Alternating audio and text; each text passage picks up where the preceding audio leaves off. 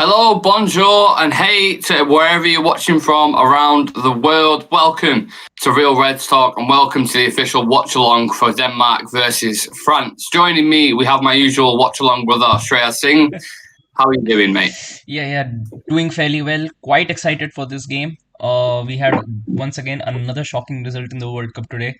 Yeah. These groups are just right now the way that everything's going on, they're really really crazy, and you never know if we are able to see another surprise result today. Yeah. Are you enjoying the World Cup so far, Shreyas? Yeah, definitely. I think this has by far been one of the most unpredictable World Cups that I've seen. Like up until now, I mean, we've known that some certain teams are good. We've known that certain teams can cause damage. Like we've seen Japan; they've been an up and coming team who've been really good in systems. We've seen Korea. We've seen the likes of Saudi Arabia today as well. Even though they lost, it didn't really look like that they played poorly. I think they looked really really decent going forward. I think they were just a little unlucky when it came to finishing off certain chances, missing off on a penalty. I think if they were able to seize some of those opportunities, maybe we could have seen a completely different result out there today. But yeah, it has been by far, I would say, one of the most unpredictable World Cups, because barring a couple of groups, you don't really know even up until now that which two teams are actually going to go through. Yeah, it's genuinely unpredictable at the minute, isn't it? I know it's very cliche to kind of say that with these kind of tournaments, but no one predicted Yeah, Saudi in Argentina.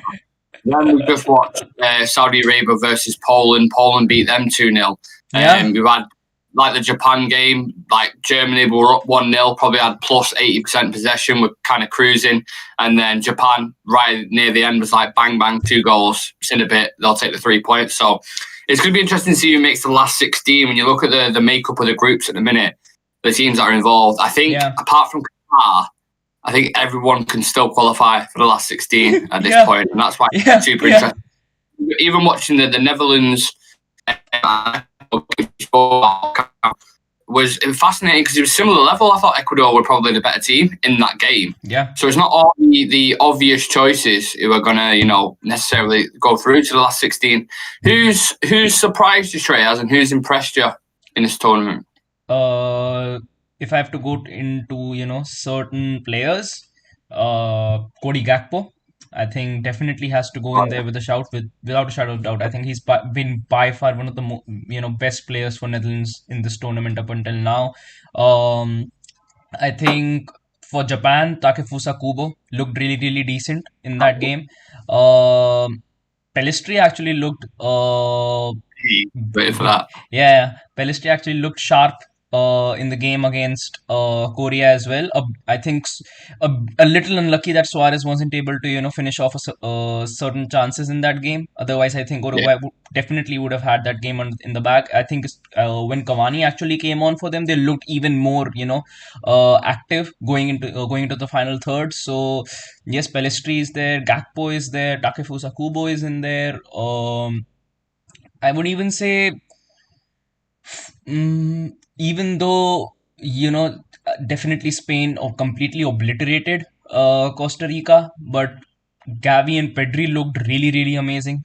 Even Asensio looked like a completely different player in that game. I mean, when you actually look at Asensio from a Real Madrid perspective, you see him playing a much different role. You see a much different rhythm to his game. But up against Costa Rica, when he played pretty much as a striker for the most of that game against Costa Rica, he looked really really decent. I would say a completely different rhythm to his game in there.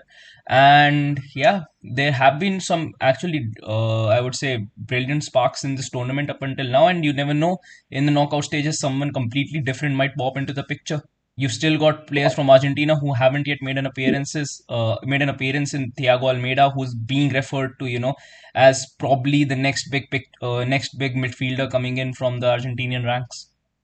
Yeah, I mean, I wonder what the odds would have been for Argentina, Germany, and I can't remember another big team that's lost as well. What the odds would have been on them to not win the Yeah, first games, given the opposition that they're up against, which is why it makes the tournament so fascinating. Now we're going to talk about the two teams involved in the second. Obviously, it's France versus Denmark, and we're also obviously going to get into the lineups, what players are yeah. playing through.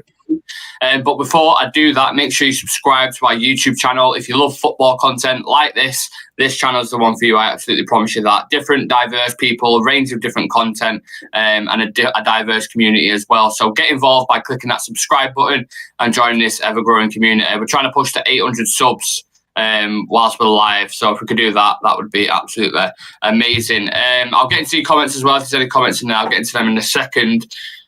Shreyas, France versus Denmark. Denmark, potential dark horses. What have you made of them so far? I think up until now, I think the game against Tunisia, I would say, was a bit lackluster. I think I expected a little more from them in that game against Tunisia. I expected players like Damsgaard to step up. Christian Eriksen, one of our Man United players, being in there as well.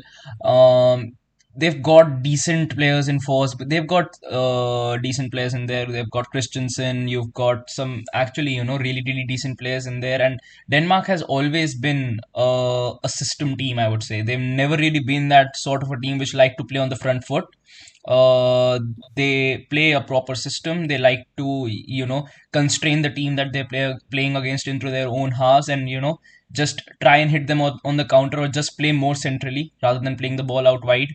So I expected a bit more. I thought that against Tunisia, they would have an upper hand. And now that out of the blue, Australia has defeated Tunisia, Denmark is in a really, really tough position as well, because if they don't get a point today, I think against France, they would still be, wanting to actually get a point, because I think they would still fancy their chances against Australia for a 3 points. But still, if they don't get a point against France today, it would be a bit tough. And yeah, because Australia have had their game against France already, and against Tunisia, they looked quite comfortable getting the win, I would say. And I'm gonna say that in these tournaments, I think going in with an approach where you would say that we can afford to lose points, or just hold a draw in these games, and then probably against a different opposition, they might expect to get the 3 points. I don't think the World Cup is a kind, the kind of tournament where you would want to take those sort of chances, because we've seen what happens when you take those sort of chances in the World Cup. It is always a 50-50, because sometimes, like we've seen this tournament, just in the group stages as well, certain teams just kick up. Certain teams just, the level with which they play, the rhythm with which they play in the game, it completely changes at times, even though if it is for 30 or 35 minutes, but it can completely change the picture of a game. So this is going to be a big game for Denmark, and I think it is going to be a big game from France as well, because Denmark will be the first, I would say, decent team that they're going to be facing, a team that can actually give them a good fight. So a lot of eyes are going to be in there, because you never know if France are also going to be like England, that they are able to, up against a weaker opposition, they're completely able to destroy that team. But it is a bit competitive when a team with, I would say, a resistance can play with them. They might not be able to score as many goals as they did. So it is going to be a big game, I would say, for both teams. Yeah, I thought when France went 1-0 down to Australia, I thought, surely not another upset here, because that would have been a giant one, France being one of the favourites. Obviously, they ended up winning that game, but if you look at how many players they have out, Benzema, Nkunku, Kante, Pogba, Kimpembe, that itself as a five-a-side team is fucking unbelievable. And mixing them players, even though it's France, and I know they've got good squad depth, would still, change the chances tremendously. I've got the lineups here, so I'm going to go through them. Some very interesting selections. So for France, they've got Hugo Lloris in net, Jules Koundé at right back. Rafa Varane is back in the side. Nice to see him get back on the pitch. I'll be focusing on him today. Make sure he's not getting injured. France best not get fucking injured whilst he's over the World Cup. We need him. We need him back. Upamecano lines up alongside Varane. You've got, because of course, Lucas Hernandez got injured in the last game, so he's out. Theo Hernandez at left back. You've got Tchouaméni, or as Sam would call him, Tchouaméni, in centre defensive mid. You've got Adrien Rabiot as well, who actually had a good game in the first game. He looked all right. And then you've got the attack is just sensational. Ousmane Dembele, Antoine Griezmann, Kylian Mbappe, and then Olivier Giroud up top, who, again, had another great game. Could be a golden boot winner. Who knows? If he gets another goal today, he will go past Thierry Henry as the all-time French top goal scorer. Crazy, absolutely crazy. So for Denmark, we've got Kasper Schmeichel. They're playing like a 3-4-3 or Yeah. 3-4-2-1, however you want to look at it. Kasper Schmeichel in net. They've got Joachim Andersen, Crystal Palace, of course. They've got Andreas Christensen, Victor Nelson coming in as a fresh change. Then they have Christensen on the right wing, Højbjerg and Eriksen in the middle, Joachim Maeli on the left side, and then Damsgaard, Landstream, and Cornelius up top. So, look, Denmark aren't a team like France, obviously, who have the standout players almost in every position, aside from your obvious ones like your Christian Eriksen and Kasper Schmeichels and stuff. But as a team, they work really well as a unit. There was, like you said before, there was a little bit underwhelming against Tunisia. I thought Denmark. Eriksen was really good. I think he created the most chances in a tournament game so far. He looked decent, like we expect from Christian Eriksen, but definitely a tough test for Denmark today, and it Shreyas. Yeah, definitely. I think up against a team like France, which, like you mentioned, the way they've lined up as well, especially their front line with players like Dembele, Mbappe, Antoine Griezmann, Giroud has been in quite good form as well for both club as well as France. So it is going to be a tough game. I think the best chance that they have at actually, getting this game into some sort of control would be to actually force France to play more centrally. Because if Mbappe and Dembele get the ball on the wings and they're, pinging those crosses in, there's no way that Denmark would be able to survive that. I think the more that they're able to force the ball more central or more narrow, I think that's their best shot at getting a draw or an upset. Yeah. Survey says in the chat, for your information, Denmark beat France twice in the qualifiers. That's something I alluded to before. Yeah. They have got the better of them in the previous head-to-heads. Last win was 2-0 in September. They are a very well-organised team. Yeah. France will need to take this serious. I think it'll be a lot more 50-50 than people think, to be honest. I think Denmark, like I said, they're very organised. Yeah. Will be on point with a lot of the players, and France will have to turn up, man. I just think with that kind of, I almost feel like Kylian Mbappe is a cheat code. Do you know what I mean? When you watch him, they're just like, that guy could unlock any defense. Honestly, he is a locksmith. The guy is unreal. But it's how do you see it playing out this game? Like, how in terms of tactical battle, possession based? Is it going to be like an electric game? Do you think it'll be very like end to end, similar to USA and England? Or how do you see it playing out? I mean, before you asked that question, I was just imagining if France didn't have their players injured, they would pretty much have an all-star attack. Mbappe, Benzema, and Nkunku playing behind Benzema, and then Dembele on the right wing, and Conte and Pogba behind them. That is a filthy attack. Nkunku, Dembele, Benzema, and Mbappe. Any defenders looking at that, like, fuck that. Play a back eight, you won't be able to defend against them. So,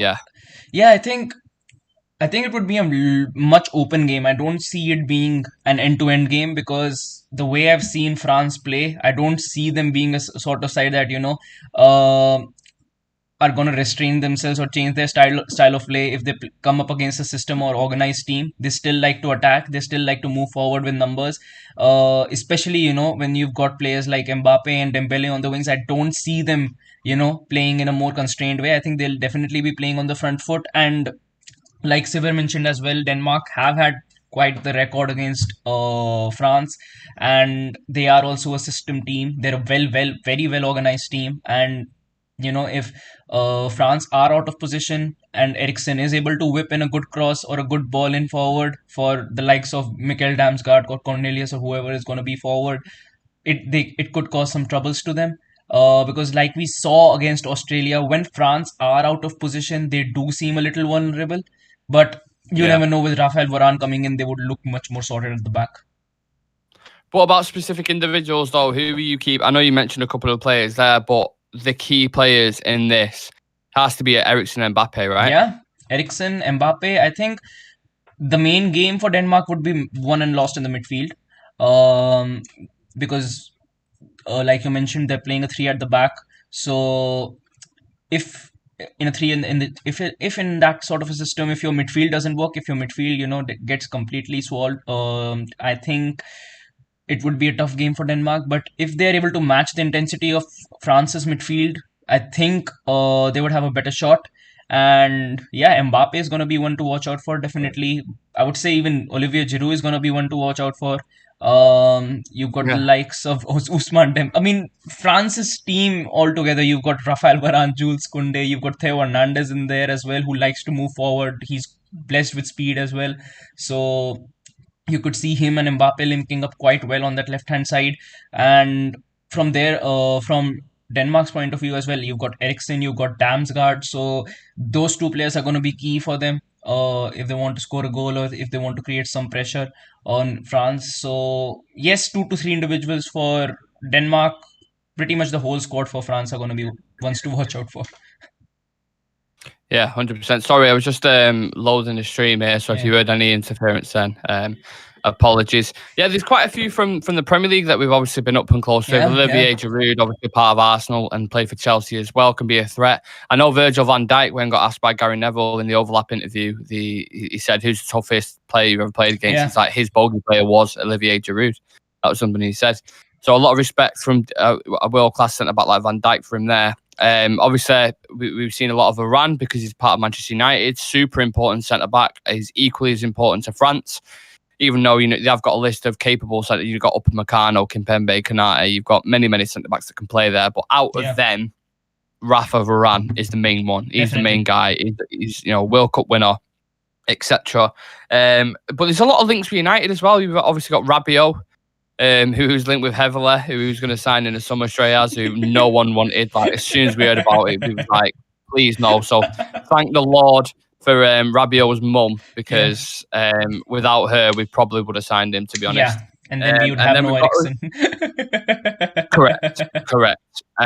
Then we had Ousmane Dembele. We was linked with quite a lot. When he was quite having his back and forth with Barcelona. I'm not sure if you've watched much of him late, but for Barcelona, he looks on fire. He looks by the good. way. I mean, he's the reason why Rafinha isn't featuring for them as much. So he would. Sorry, I thought you were going to carry on then. I'm saying that Rafinha, I think the main reason why he isn't featuring for Barcelona as much definitely is because of Ousmane Dembele, and I think his crossing game is definitely off the charts. The way he's playing for Barcelona as well as France, I think his crossing is like basically laser position. He's really good on both feet as well. Can go either way. That's why like wing backs would hate playing against him, because he can just take you on the left side, take you on the right side. Usually, the defensive kind of 101, you show him onto one foot, whichever the strongest foot is. You show him the opposite away from that. But with him, he's just dangerous in all departments. And then as well, Antoine Griezmann. What do you make of Antoine Griezmann as a player? Because there's a lot of like a lot of people like him, but a lot of people don't rate him as much as what he's kind of held in, high kind of a, you know what I'm saying? Yeah, I think definitely the way his breakout season at Atletico Madrid went, I think there were a lot of expectations from him. Just won the World Cup as well. Had one of the biggest transfers to Barcelona. So everyone actually, thought that Antoine Griezmann would be, able to take the world at his feet at Barcelona, but definitely didn't pan out the way he or even Barcelona wanted it to. And I think for club it is different, but for France, he's been quite decent. He's been quite consistent as well when it comes to playing for France, whether it's the World Cup, whether it's the Euros, whether it's these qualifying rounds, international friendlies, Nations League. He has been, up in there with goals and assists quite regularly for France. And I think, barring his record for club, like Atletico Madrid or Barcelona in the past 3 to 4 years, I would say, for France, he's been good. I would like, if you see certain players in there, like you mentioned Rabiot in there as well. Rabiot might not have been that great for Juventus, but when it comes to playing for France, he's looked quite decent. And same with Giroud as well. Exactly. And I think it's because of the system they play, and it's because of how talented their wingers and how completely lock down their midfield and defenses, that these players are able to shine much more. Because if you got that comfort behind you, like Conte is able to offer that comfort behind you, that even though you lose the ball, there's pretty much a person with 7 lungs who's going to be behind you, just going to be winning the ball. Tchouameni's not bad cover either, is it? Exactly. And then you've got Rafael Varane, Lucas Hernandez, Theo Hernandez, Jules Koundé, players like that just behind you. Even if players like Conte or Tchouameni are able to absorb the pressure, and when you launch a counter attack, you've got the likes of Kylian Mbappe running in behind. You've got Ousmane Dembele running in behind. Uh, Even if Giroud gets subbed off, I think they've got pretty decent options to actually make up for it. So yeah, I think it's been a blessing in disguise for other teams that France actually have that many players out, because if they didn't, it would be really, really, really tough for any team to stop them at the moment. Well, let's have a look at. You mentioned their options off the bench. So as a whole, they've got Mandanda, Areola, Pavard, Kanate, and Saliba Yeah, on the bench. By the way, who could start for a lot of exactly. teams. They've got Guendouzi, Camavinga, Kingsley Coleman, who can come on and potentially do something. Yeah, Yusuf Fafana, who's having a good season. Marcus Thuram, who's also having a good season with Gladbach. They've got options, man. Quite a lot of options yeah, in comparison to, Denmark have obviously got the likes of Braithwaite, who are well-known names. Dolberg, Yusuf Poulsen, yeah, Christian Norgard, who's, I'm a fan of him for Brentford. He's yeah, not a bad player. So I actually think it's going to set up to be a really good game, man. And yeah, obviously, like I said, we know a lot of the players already because they play in the Premier League. Olivier Giroud helps that dynamic of the attack as well, I feel like, yeah, because having someone who's a target man who can hold the ball up, and you've got Kylian Mbappe that side, Ousmane Dembele, who are lightning quick either yeah, way, and they become exactly. them inverted wingers. And you also have Griezmann, who can play across the front line. He can play on the wing, he Yeah, can play as a yeah, 10, and he can play up top. So the fluidity up top and the interchanging will be fascinating from France, I think. And definitely. I think they will win this game just because of the quality Yeah, that they've got. exactly. Like, Yeah, they didn't start great against Australia, but yeah, they've undoubtedly some of the best young talents on the planet. Just a comment from Survey. Højbjerg will probably be the key for Denmark in this yeah, game. Yeah, we touched on the midfield battle, didn't we? Christian yeah, Eriksen is someone who I want to touch on as well, Shreyas. What a story it is for him, considering what happened to him in the last tournament. yeah. I mean, he's made one of the, I would say, best comebacks for any player. The things that he had to go through, and the way he's been able to come back, the way he's recharged his fitness levels, and the way, he's actually been the main man pretty much for Manchester United as well as Denmark. It is, I would say, it is completely extraordinary. And yeah, I hope he, continues this run. I hope he has a good tournament in the World Cup as well. Hopefully, he doesn't get injured, because once again, he's one of those players without which our midfield completely falls. So hopefully he doesn't pick up a knock. Hopefully he has a good tournament. And like, I was just going through the groups again, and considering the way things are proceeding right now, if France, I think France will definitely finish in top of their group, so they will face the team which finishes second in Group C. So even if Argentina are able to qualify in second position, then we'll have a game in our hands. Yeah, for sure, for sure. France versus Argentina in the round of 16. Yeah, that I'm really super looking forward to round of 16. Yeah, I really want some underdogs to go through as well. I want some like a story, you know what I mean? Because Denmark almost had that in the Euros. yeah. Obviously, they faced us and we Japan could knocked them have out. that. But yeah, yeah. Japan definitely could have that. Anyone from Portugal's group could have that as well, because it, I think Portugal definitely survived at the end against Ghana. I think Ghana looked Yeah. really, really good when they were attacking, and the way they were aggressive in that game in the last 30 minutes. I think there were certain areas of Portugal's game that definitely got highlighted in that game. I think Portugal definitely controlled that game for quite a certain point of time, but the moment they had that two-goal cushion, they allowed Ghana to actually come back at them, because other than that, I think Bruno completely dictated the play of the game. I think Bernardo Silva looked good. Um I think definitely their keeper is a big worry as well. You never know, we might not be seeing much of Diogo Costa in the remainder of this tournament as well, because if Iñaki Williams didn't slip, it would have Oh, it's easily close. ended in a draw. It would easily have Yeah. ended in a draw, because it was just because Iñaki Williams slipped that Ghana wasn't able to get that third goal. But um, the look on Cristiano Ronaldo's face definitely summed up the end of that game.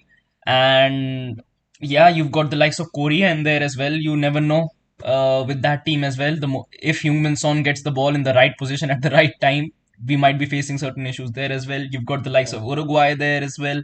So once again, it's another group that you never know how they might shape up. And the team that will finish second in that group goes on to face Brazil in the round of 16.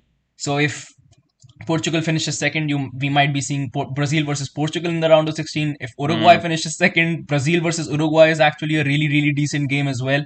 So I think these two groups are definitely going to be ones to watch out for, because we might be seeing some mega dynamite games in there, and probably some shocking exits as well, because you can never count them out. And I think one of the biggest things that needs to be pointed out now for Portugal is in what intensity and in what ways Cristiano Ronaldo going to be used. Because honestly, I think Ronaldo should have had a hat trick in that game. The way that game was yeah. proceeding, Bruno could have easily had 4 to 5 assists if their players in Ronaldo and I would even say Rafael Leao.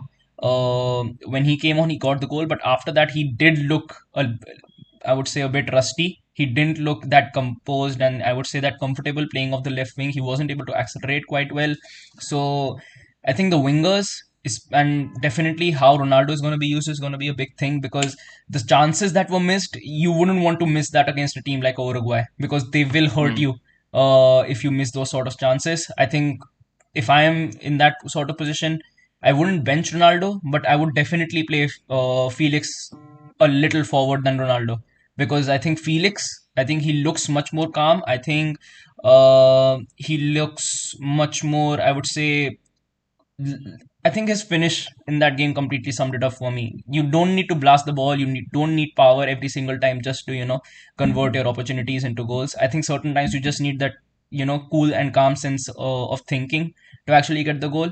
And yeah, I think if Bruno is able to play the way he does, Portugal have a good shot at topping that group. But I think Uruguay are definitely some dark horses in that group. I, I think they've got a really decent squad.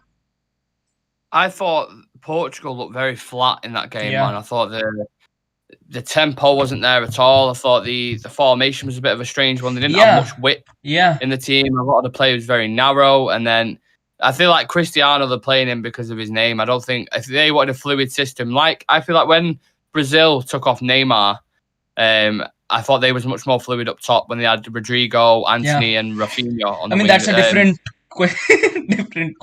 Oh Yeah, yeah, of course. But I mean, like I feel like if you take Ronaldo out of that team, put Felix higher up, and yeah. then bring on I don't know whoever it is who can fill in Leao that or Bernardo position. Silva off the wings. Leao, look at Yeah, That Leao when he came on. Like he looks like a superstar. He looks like yeah, he's built for it. He's got the physique, the finish, and everything. he's got the pace as So well.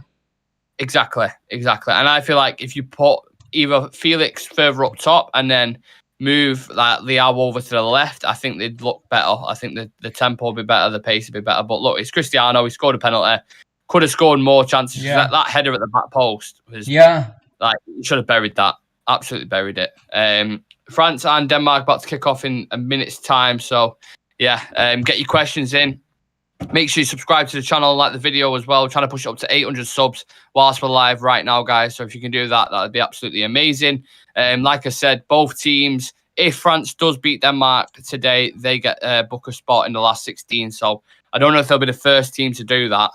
But I think they might be. I can't think of anyone else. I've got 6 points so far. I don't think they have they? I don't think so. Yeah, I think No. yeah, everyone has pretty So much France, drawn. Even Ecuador yeah, and Netherlands drew, so they're also on 4 points each. yeah. Sam saying this might be Denmark's undoing, sadly.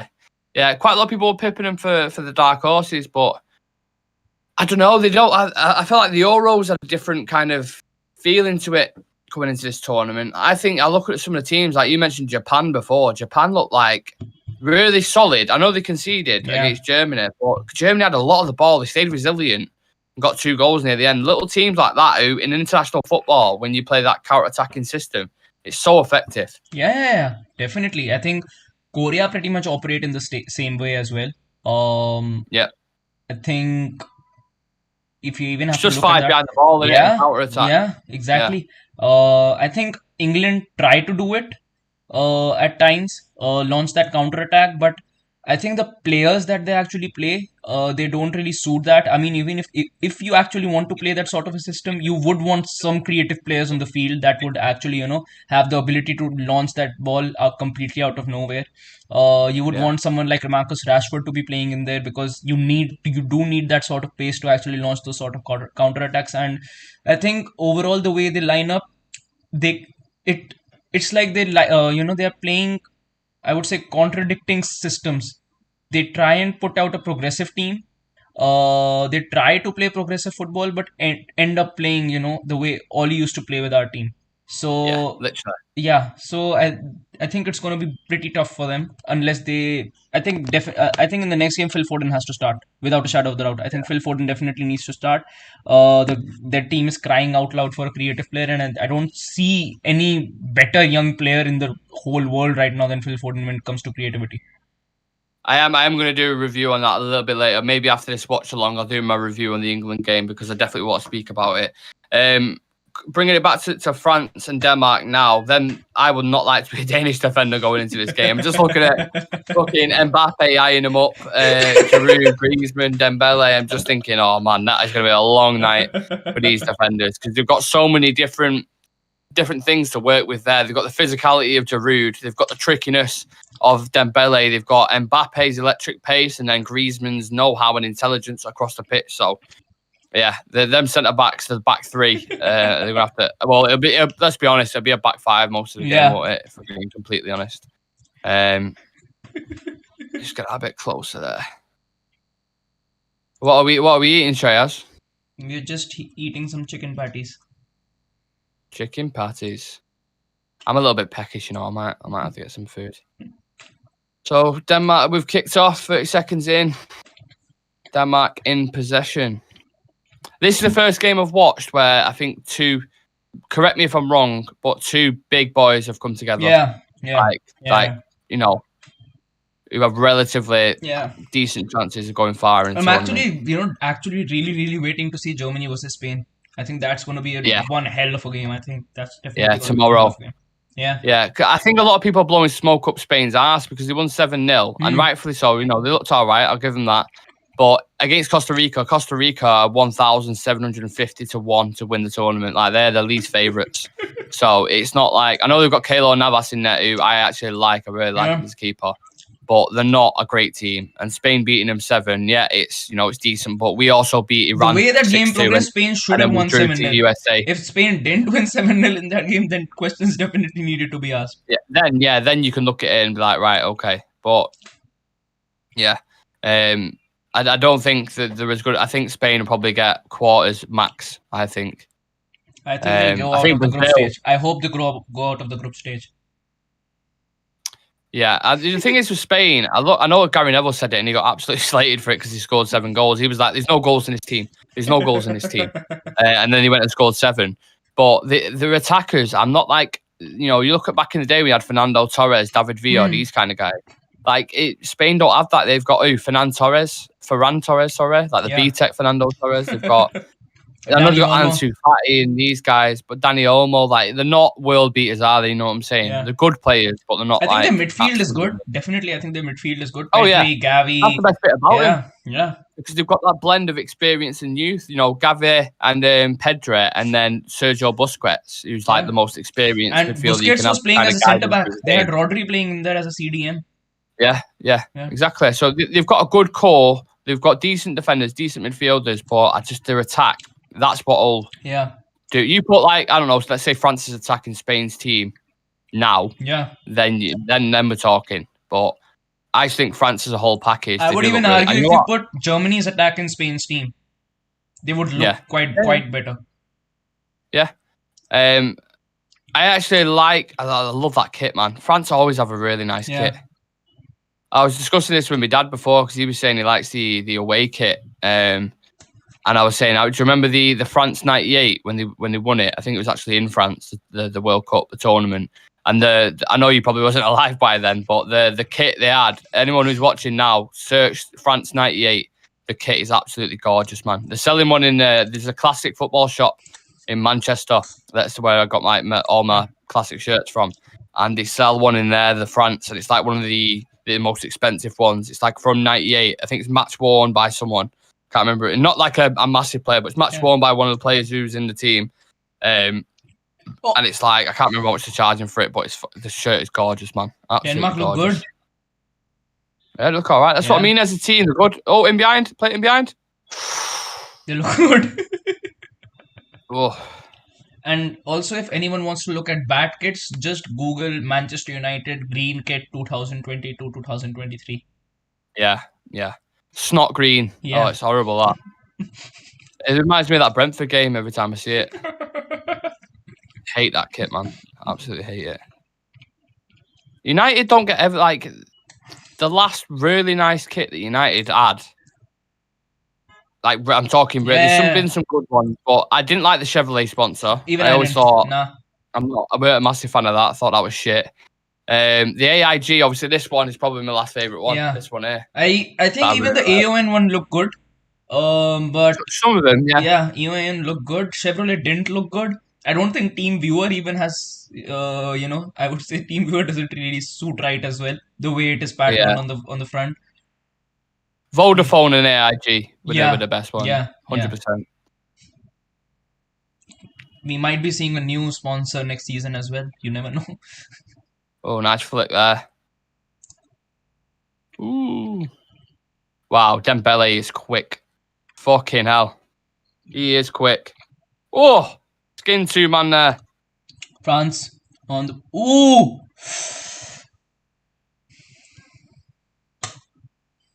Rabiot. Dembele. What minute are you in, Shreyas? 5 minutes and 36 seconds. And 36? Yeah. Yeah, it's about 10 seconds ahead of me. Yeah. I'll control my emotions if I see a goal.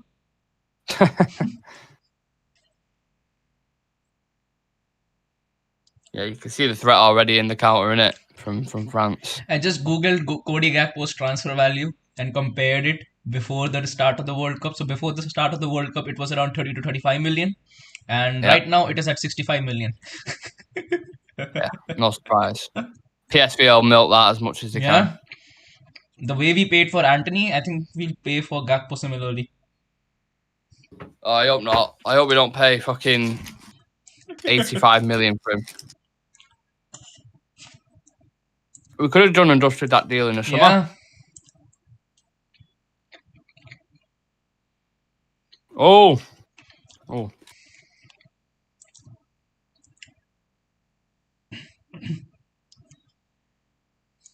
I can't wait for the Glazers to go though.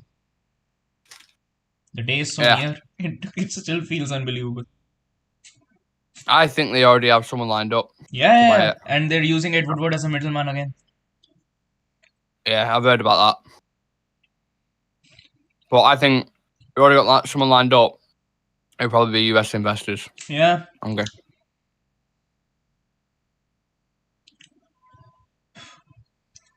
Hopefully they're able to invest the way we want them to. That's the thing. I think you've got like kind of thing now where you have to put a certain amount of money into the club before you get a return. I think Todd Bowley did that with Chelsea, and he's got to put. I think he's signed to put like 1.7 bill or something like that into everything, like the infrastructure, players, etc., all this kind of stuff. And obviously, the way we was bought under the Glazers, we can't be bought like that again in terms of like leverage £600 million debt on the club and stuff. So that won't happen for sure. But people who are looking to get a quick buck from it as well, it won't work like that, because you have to invest so much money into us. The reason why they're selling is because the Glazers can't afford the stadium. Yeah. They're not making enough money. They spent so much in the transfer market, like they're not recouping enough. They're taking dividends out, like they cannot afford that. So they have to sell up. And whoever comes in has to spend a lot of money when they come. Like instantly, like you're talking 2 billion, 4 billion when they come in. So yeah, it's a big project. Yeah. It's a long-term project, and it's going to cost a lot of money. But long-term investment, like 10 years down the line, think how much United's going to be worth as an asset. Because when the Glazers bought us 700 million, I think they bought us for. Now when they're selling it, you're talking upwards of £6 billion. Yeah. So we've almost got 10 times, like tenfold on their investment. Yep. And I think I was reading it the other day on Twitter as well.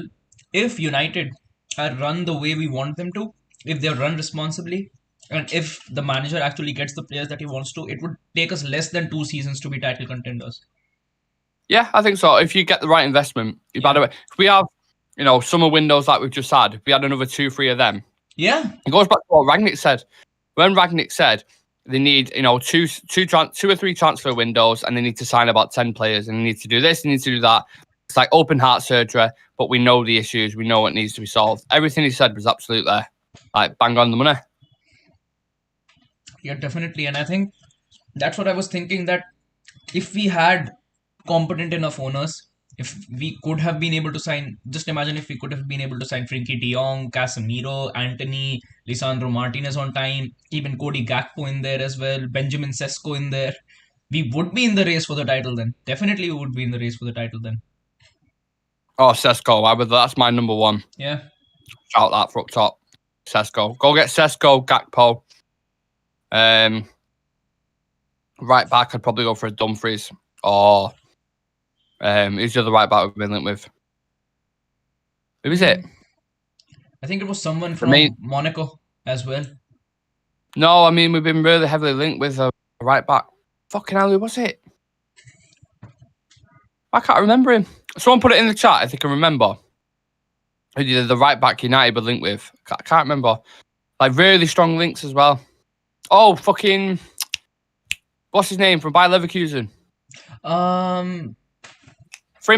Yeah, Frimpong. Jeremiah Frimpong. Yeah, that was one who we got heavily linked with. Very speedy right back. Will provide competition for Dalot. Already a good game, this, to be fair. Quite competitive. Dest as well, yeah. Sam put in the chat. Serginho Dest was one. For anyone who's watching currently, if you haven't subscribed to Real Red Talk already, please do click that button. The only reason I don't want to sign Dest is because then we'll have to, do a transfer with Barcelona, and they're a nightmare to pull off transfers against. Yeah. Well, another player we might be getting from thingy was, what do you call it? Fucking hell, my brain today. From Barcelona. Oh, Memphis Depay, sorry. Yeah. Obviously, as a striker, someone had been linked. World Football Informatives, can we see the game? No, can't show the game because of copyright laws. Otherwise, I would happily show it to you guys and let you watch it. So, apologies about that. More than welcome to subscribe to the channel if you like football content in general. Yeah. We'll keep you updated. Like the video as well. About the scoreline. We'll keep you updated though about the scoreline. Yeah, we're watching the game. We keep you updated. Everything that happens. It's kind of back and forth in a minute. France have had it quite a lot in Denmark's area, and then Denmark have had it quite a lot in their area. So 50-50 at the minute. Frimpong, Sevilla just mentioned. Yeah. I'll give you two scenarios, like 3 players which we could sign, and only one specific scenario you can pick. Okay. So Sesko, Frimpong, and De Jong, Cody Gakpo, Jude Bellingham, and Denzel Dumfries. Yeah, give me the second one. Yeah, definitely. Jude Bellingham's involved. Give me the second one. Although I do think, people might come at me for this, and people might absolutely go in on me. But Jude Bellingham is a super exciting talent. Looks like he's got the world ahead of him. His ceiling is massive. He's one of the best young players we've seen for a long, long time, especially from England. You can kind of throw, Phil Foden into that category as well. But don't forget what Jadon Sancho was doing in Dortmund, and he was tearing it up. He was getting 16 goals, 16 assists, and performing very well. And he came over to the Premier League, and he has struggled. So look at Paul Pogba as well. For that matter, look at Paul Pogba. Yeah. I think he's built for the Prem. He's got the physicality to deal with it, but you see that adaptation period with a lot of players. I feel like a lot of players are blowing smoke up his arse at the minute, obviously, and rightfully so for quite a lot of it, because his first game against Iran, he was super important and he played well. But let's not, get too far ahead of ourselves and say he's one of the best in the world so far. He's on the right trajectory to get to that, but he's not guaranteed to hit the ground running, I don't think, if you buy him. If you're spending £150 million on him, it's quite a lot. Yeah. But if you get longevity out of it, if he's at the club for, I don't know, fucking 10 years, then it's obviously worth it. But that's not always guaranteed, especially in modern day football. Yeah. I think nowadays it's pretty rare seeing footballers sticking at a club for more than 4 to 5 years. You see players moving around like left and right. Yeah, you're right on that one. 100%. Ow.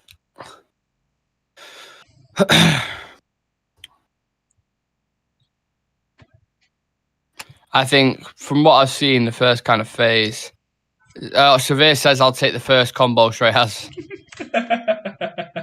Yeah. I heard Gakpo. I love De Jong, but I heard Gakpo and Bellingham, and I was like, yeah, absolutely. Who would you take? First combination or second combination? I would take the first one as well. The only reason why I would do that is because I think our team is crying out loud for a striker right now. Yeah. An out and out striker. I'm just obsessed with Gakpo. Really, I'm obsessed with Gakpo. I think he's a super talented player who can play across that. He can play up top, play as a 10, play out wide. Like, he is fluid as fuck. And I think Ten Hag could work with him so well and make him even better than what he already is. Yeah. I think in terms of Europe right now, he has the most goal contributions out of anyone. Yeah, more than Haaland as well. Yeah. So it goes to show what, And just watching him for Netherlands, he's Netherlands' best player. Yeah, and he's playing as a 10 there. He's not even playing as a striker or a winger. He's playing as a 10. Exactly. It shows he's intelligent and he's decent on the ball as well. Yeah. And I don't think he actually even has a weak foot. I don't think so. He has a weak foot. Yeah.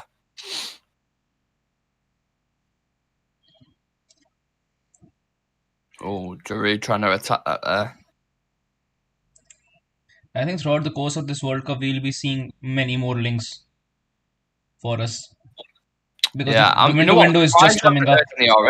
Yeah, I think the winter window is just coming up. I think after it will be the round of 16 when we'll be seeing more and more and more players getting linked to us. But then what happens with the spending though? Because if the Glazers are really going to sell, they're not going to put another 30 million, 40 million in, are they? If they're going to sell, like, that just doesn't make sense. That's one of the biggest reasons why I want this transfer to be done as fast as possible. Because the longer it persists, the more windows that the Glazers take, eventually it'll hurt the, pretty much the season of the club. If I have to talk in that manner, like, if the Glazers do not sell, I would say by the start of next season, like if they sell the club in August, or if they sell the club in October, that's one big transfer window gone itself. The new owners that would come in would only have the winter window to strengthen the squad and work with the manager. So it would keep us, I would say, 3 to 4 months behind. But yes, I would want the Glazers to be gone as soon as possible. Maybe with the Gakpo situation, maybe you could say, right, well, we want the player, but we can fund it in the summer, like 6 months down the line. We can fund it that way, and we can give you the full price then. Maybe 10 million now. Yeah, and then 30 million. For that as well, the Glazers have to take the call for that contract to be done as well, because right now the board consists of the Glazers and the people who have been employed by the Glazers. I think Ten Hag has good dialogue with Cody Gakpo, and probably agents, as we know. And probably a move could be on the cards really soon. But for that move to happen, we do have to see certain initiative been taken by the people who own the club and the people who are in charge of the transfers. Before we see that, even though the manager and the player would have agreed to everything, it won't happen. So the faster this transfer process of ownership takes place, the better for us. Yeah, 100%. But as we know, we move like slugs. Yeah, so it could take. But I am certain that it will happen within the span of the next 6 months. Definitely. You think so? Yeah, I think it would happen within the span of the next 6 months, because the Glazers actually can't, go through I would say another season start with no renovation to the stadium, with no infrastructural facilities or any development in there, or another sluggish window. I don't think they can operate with that. And I think one of the biggest reasons why this sale would actually happen faster is because the Glazers, it is going to take them more money to actually stay in business with United. The longer it goes on, it would prove more losses for the Glazers, because they aren't looking to actually invest anything. They're just looking to get as much as they can out of the club. And right now we aren't really doing anything which would turn a profit. No, it's a very good point. And our merchandise sales have taken a big hit as well ever since Ronaldo is gone. our merch sales have been down. So I don't like the fact how people are trying to put it on Ronaldo, or the fact that he's left, that's why the Glazers are leaving. I think that's absolute bullshit. Obviously that might have had a slight effect, someone. Yeah, you could say it could have had a slight effect, but you can't say that, he is the reason why the Glazers have left, because the reason why the Glazers have left is because the fans are fed up, um, and now it would actually take some real investment from the side of the Glazers to actually keep this club running and going forward, and that is a very So bad tackle. Yeah, yeah, I was just about to pull it up. A big tackle on Mbappe. Mbappe's through, beats him to the ball, and the Denmark defender just hacks him down. yeah, Christensen Christiansen, yeah. had to make that tackle though. I mean, Mbappe's like the Flash, and he's so quick. Yeah, Christiansen's just like, no, mate. yeah. You're not running past me, pal. Do it. Pull him down. Where do you think Mbappe goes to next? Hopefully not us. Yeah. Hopefully not us. I love him as a talent, but he'll have Fletcher's job. I Won't think even have a player's the job. biggest problem is that the only clubs in Europe that can actually afford his wage bill is us or Madrid or probably a Manchester City. I think if he goes to Manchester City, it is case closed for the for football in Europe for the next 5 to 6 years. Oh, they won't have both. They won't Yeah. have Mbappe and Haaland. Not a chance. I put a lot of money on that. They won't. Dembele with the ball in. Yeah, Oh, what a save! What a save that is. for Denmark are Schmeichel. giving them a good game, a really really good game. Rabiot nearly scored then again. Yeah, I tell you what, I really like Dembele. yeah, I know he's had his attitude issues and injury issues and stuff, but when he plays, that boy plays, mate. He is a really, really good. Oh shit! He looks like a really good talent, Yeah. man. And we come up against him in February, of course, don't we, Shreyas? yeah, In definitely. the Europa League. Yeah. That game, a game which carries the heights of, so many Champions League moments, iconic moments of the Champions League is being played in the Europa League. Yeah, that's a game that should never be played in the Europa League. The last time we played him was after PSG when we got dicked by him on the volley. Because I thought the last time was in 2011 when we played him in the final. Yeah. But apparently it was after PSG. Yeah, after the PSG game. And we got absolutely slapped up by him. Like unbelievably slapped up by him. Just to make sure, we weren't slapped by Barcelona, we were slapped by Lionel Messi in both the games. Oh, yeah. I mean, Lionel Messi is Barcelona, really, let's be honest. Yeah.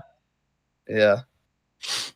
But they still got very good players. Lewandowski, like, still solid. Rafinha, they've got good players, but it'll be a tough game. That's probably the toughest draw we could have got. Yeah, definitely. I think once again, you never know if UEFA had something to do with it, the way it actually came out. But I mean, the way it came out as well, it looked so suspicious. But once again, it is our fault for finishing second in the group. So yeah. Ooh, that's a bad challenge. Yeah, Denmark been late on quite a few tackles at the minute. Cornelius getting the yellow as well. Is it a France player that's down or Yeah. Denmark? Yeah. It's not showing, it's just showing the boot. Who does Cornelius play for? I don't even know who he plays for. Is it like Copenhagen or something? I think, yeah. Let's have a look at this. Yeah. Oh, right on top of the boot. Sore ones then.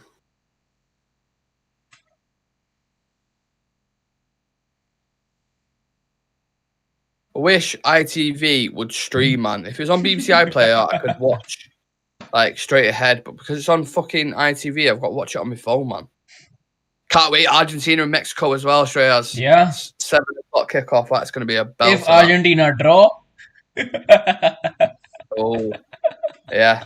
Messi. Everyone's saying Messi's tournament. Turns out to be Ronaldo's tournament. Yeah. I am begging. I know I've said this so many. You know what I'm going to say, don't you? Yeah, I know. Yeah. Messi Ronaldo final. Yeah. I don't want to keep repeating it, but that would be the most watched sport event ever. We deserve it as well. Yeah. As fans, United fans, man, I want to see it, and I'd feel conflicted I wouldn't know like if I'd want Ronaldo to win it or if I'd want say Shreyas to win it then. Ronaldo to win it or Messi I to win can, it. during the game, I can just sneak into the, trophy room. Yeah. Just sneak it Shreyas in. up top Yeah. for Argentina. Who would you pick, Argentina or Portugal? If Oh, you got definitely Portugal Portugal. into the game, Definitely Portugal. yeah, you would, yeah. I know you're a fan of Yao Felix and such. Bruno in there as well, Yeah. Dallo in there. Dallo's not been playing though, has he? Yeah. I'm so happy he isn't. I'm so Yeah, happy he isn't point, yeah. playing as well. From a selfish perspective, yeah. To be fair. Actually, my best friend actually gave this to me on my birthday. One sec.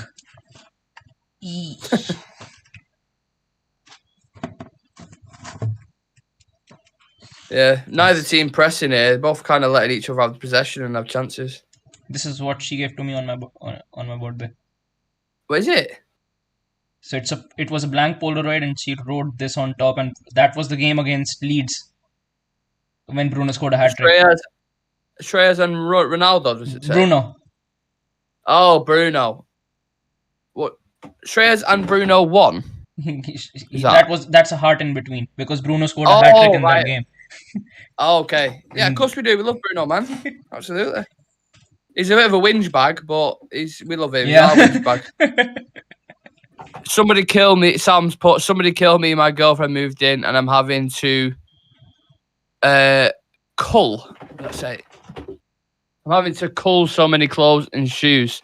Yeah, thoughts go out for Sam, who's having to rearrange his whole wardrobe and drawers to fit his girlfriend's clothes in. I know, mate, listen, I know the troubles with that. I've probably got 2 drawers to my name in my own house.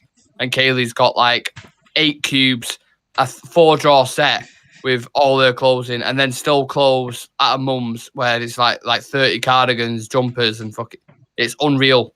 They buy so many clothes. I don't even know, like, I don't even wear 90% of them.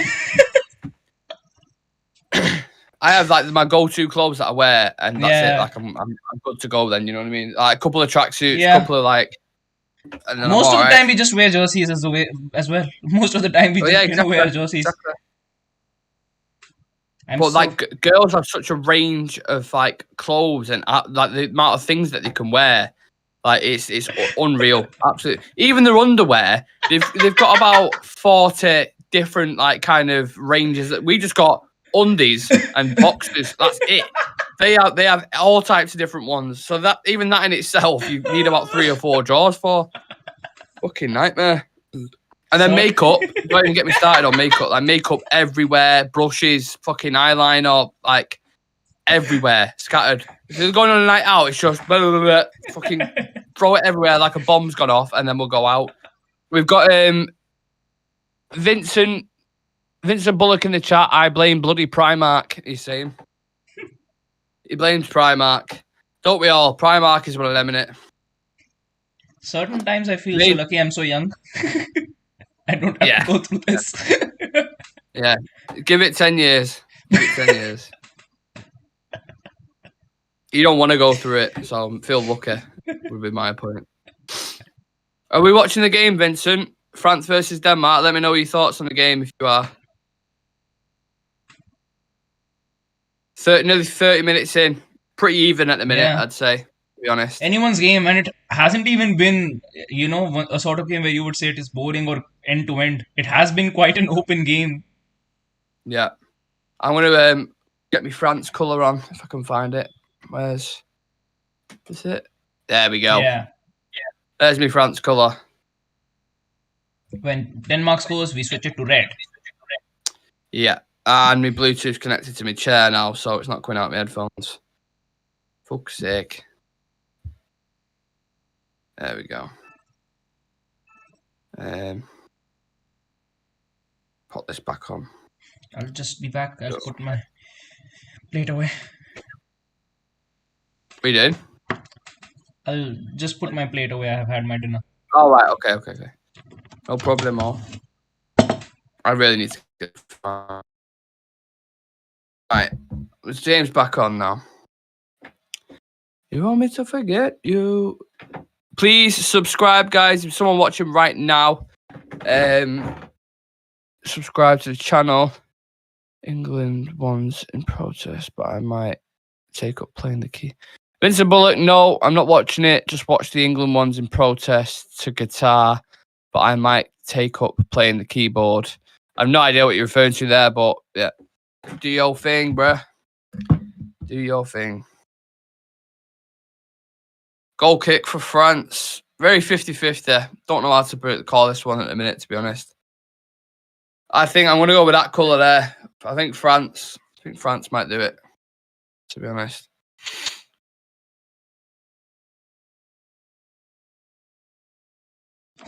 I don't think there's been a team yet, though, where I've watched. I know Spain won 7-0, but I haven't watched a team yet where I've been like absolutely amazed. Like, wow, they have blew me away by how good they played. Brazil's the closest in terms of their attacking talent. Yeah. How they played. But as a collective, I haven't seen one team yet that's like, whoa. Like, they are the ones. They are the obvious ones who are going to win it. Yeah. Mbappe. Close. Koundé. Oh, blocked. Very close. I like Koundé. Yeah. But he was my shout for before we got Lissandro. I wanted to get Koundé.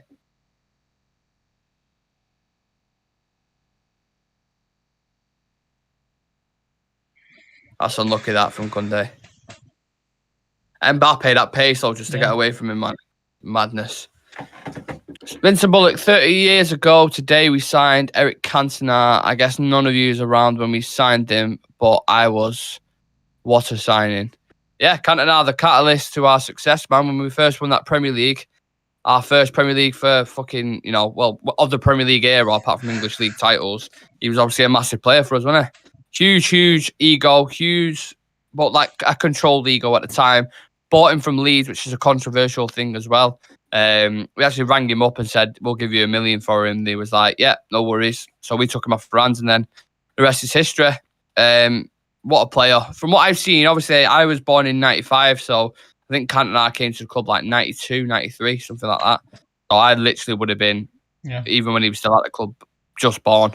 But I have gone back and watched him. Some of the goals he scored, fucking sensational, man, honestly. What a player. But you always feel like you can't appreciate him as much. He's kind of you look at like Maradona, Pele, all these guys, Cruyff. You can't appreciate him as much because you can't pretend to know all about him. Exactly. You watch him. So it's one of them. You can only go off what you've seen. I think the reason I would say in certain areas, I would say that Cruyff might actually edge Pele and Maradona is because the ideology about football and his smartness just about the game and the things that he's brought about, and even I would say present day football, the idea of Johan Cruyff is still seen in many big teams. You can see Spain, you can see Barcelona, you can see Netherlands themselves, Ajax. I mean, the way they play football, it's the Cruyff way of playing football.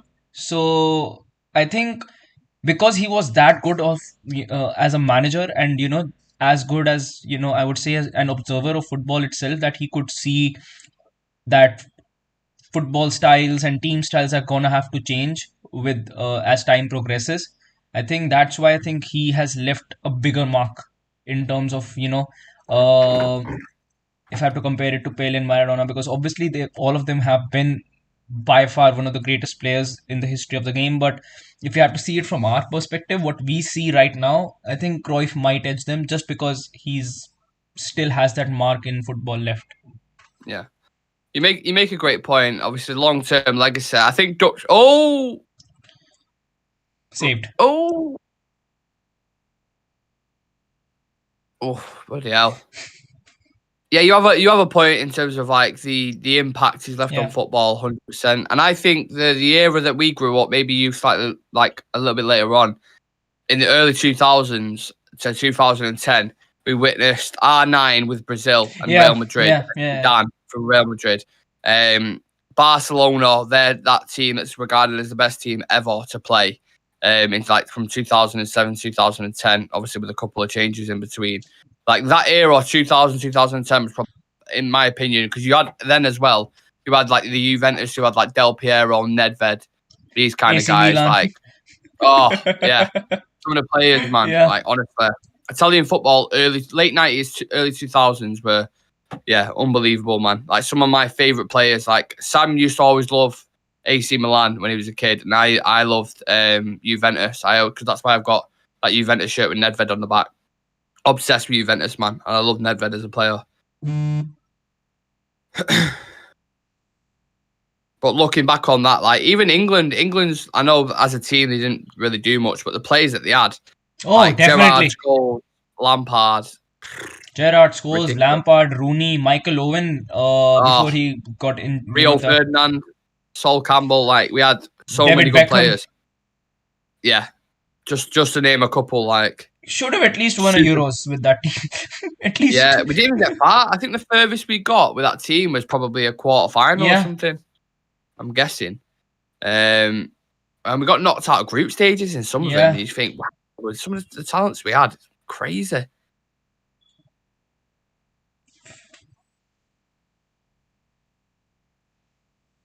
Kasper Schmeichel, absolutely screaming at his players. France have got a set piece. And it goes straight back to Denmark. I mean, it's been competitive, but it's not been like a lot of and Denmark is on the counter-attack now. In the open. Go on. I thought that went in. Oh, Cornelius. Shoots. Oh, Jesus. Had some power on it, didn't it? I actually thought that went in. Close. Yeah, it was very close, that. Bullet shot. Bullet shot. That was an absolute rifle. Had no spin on it whatsoever, just a straight dart of a shot.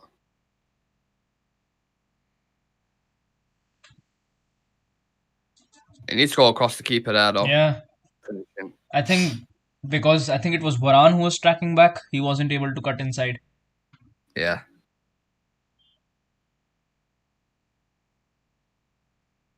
You know what? I've hardly even noticed Varane in this game, to be honest.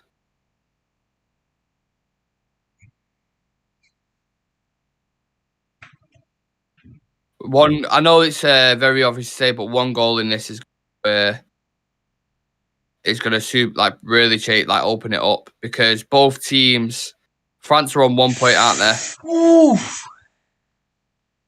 It's just back and forth attacks. Mbappe, Giroud. Ooh, that was close. If in the last decade you could pick any defender in their prime, any centre back in their prime, who would you take at United? Like from 2013 to now, even if they've retired, you can pick them. From 2013 to now. So it's almost 10 years, centre back. I would say one defender and one winger in their prime. Sergio Ramos. Yeah, definitely.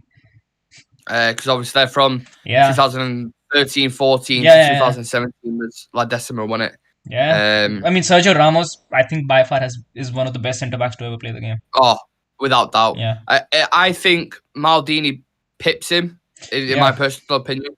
But it's not far away between them two. Like, you're talking about the greatest of all time, the centre backs. Especially the way he plays against Liverpool every single time. He's won my heart. Yeah, 100%. So Sergio Ramos for sure, because of his leadership as well. And then wingers, past 10 years, wingers. You know what? Who definitely deserves a shout out? Eden Hazard for Chelsea. Definitely. What a fucking player he was. Like, when in his pump years, like 2014, 15, around that area, he was unreal, man. Unplayable. Like, you couldn't get near the guy. He could rip any single defense. Any single defense. He was the best player in the Prem for a good few years. Yeah. When it so Hazard, someone that was like the first kind of player that come to mind. If I can think of anyone else. Oh, knows. You've got the likes of Neymar in there. You've got Gareth Bale, a really good shout in there as well in his prime. I think one of the best big game players you would want in your team. Gareth Bale he stepped up every single. I think I still remember his goal against Barcelona in the Copa del Rey when he went out of the outside line and still kept running and managed to score a solo goal. I think definitely Gareth Bale, especially in the Champions League as well. he pulls off masterclass in the biggest games and the biggest tournaments, and for Wales as well. I think he's been absolutely instrumental. Yeah, it was just he kind of them last couple of years at Real Madrid was like Yeah, a bit unfortunate because the guy's definitely got talent. You know what I mean? yeah. Yeah, I've got a question here from Vincent Bullock. Guys, you are having a meal at your house. You can invite one player from the present, one player from the past, and one that is no longer with us and want to do the cooking. Who do you pick? One from the You want to say that present. one first? Yeah, I'll go first. One from the present, David De Gea. Okay, Yeah. okay. Who would you pick from the present? From the present, to have a meal with? Yeah. Ooh, Lissandro. I love Lissandro. Absolutely love him. I think I just spend most of the meal hugging him, to be honest. Yeah. One from the past, Shreyas. One from the past, Iker Casillas. Iker Casillas. Very goalkeeper theme, this, isn't it? I love goalkeepers. Mine would be from the past. It'd have to be R9, I think. Yeah. Yeah. I think from the past, I would R9. even if it won't be a goalkeeper, I would either go Roy Keane or Vidic. Yeah. And then one that's no longer with us. So, let me think. George Best is the one that sticks out to me straight away. I think he was an interesting character. And then I'm trying to think of Maradona would be an interesting character again, just to see how much of an absolute fucking nutcase he was. Who else? I'm trying to think. And do you know what I think would be interesting to talk to? Bobby Robson, because he was a coached Barcelona, coached Newcastle, coached like a lot of massive talents. And every single player who's played underneath him have always spoken about how great of a man manager, the best man manager you've ever seen. Like really, really good person down to the core, and a great like kind of tactician as well. I'd love to speak to him as well, just from a manager's perspective, because everyone goes for the shiny, flashy players, which obviously I understand why. Yeah. But to speak to a manager about the depth, like why did you pick that player, or why did you do that with that certain player? Like going back to the thing that Vincent said before with Cantona, a United's team in the 90s, Ferguson would let Cantona get away with shit. And then if another player did the same thing, like Gary Neville or someone, he would drill him for it. And then you'd see the players kind of question it, like, why have I been grilled for that, but then not for this? And it's because you have to allow a spark or a bit of an enigma to let him flare, let him be that character. I think certain personalities and certain charismatic personalities definitely, you need that. Any player would want that. Yeah. It's like at our club now, obviously Ronaldo's terminated his contract, but you have to manage that personality differently to say how you would with fucking, I don't know, Fred. Do you know what I mean? It's completely different how you manage both players. Yeah, definitely different. Harry Maguire, I think he's an enigma as well in that team. yeah, but I think in general, Ten Hag's managed that situation. So, like, talking about man management, definitely. I know Ronaldo says he disrespected him and stuff like that, but it's bullshit. He didn't disrespect him at all. He didn't come to pre-season with a valid reason, understand that. But if you don't do pre-season, you don't start. Yeah. You don't start. That's the same with any other player. And the way he went about it, he didn't bring him on against City out of respect, because we was 6-2 down, whatever it was, and whatever it 4-0. I can't remember what the scoreline was at the time. And you don't bring Ronaldo on in that game. That made sense to me. Yeah. I completely understood that.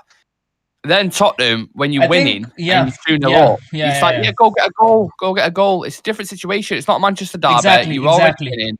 And then he refused that. He was like, oh, you're disrespecting me. I don't play 3 minutes. I do this. Like, with all due respect, mate, you're 38 years old. You scored 1 goal this season. Like, you don't. If you would have done this interview, I said, at the end of the season, you would have had a lot more credit in the bank, and it would have hit a lot more, because you just come off a season where you scored 20 plus goals, and you're the guy, you're the man. In that interview, I don't agree with what he said about Ten Hag, but definitely in certain aspects, I think every United fan has come out and said that, Ronaldo has been bang on in that statement when it comes to how the club has been managed, when it comes to the Glazers. Especially, I think when he came out and said that certain players in our squad aren't hungry enough. I think we've seen that as well on so many occasions, that our players aren't hungry enough. And if they actually had, that.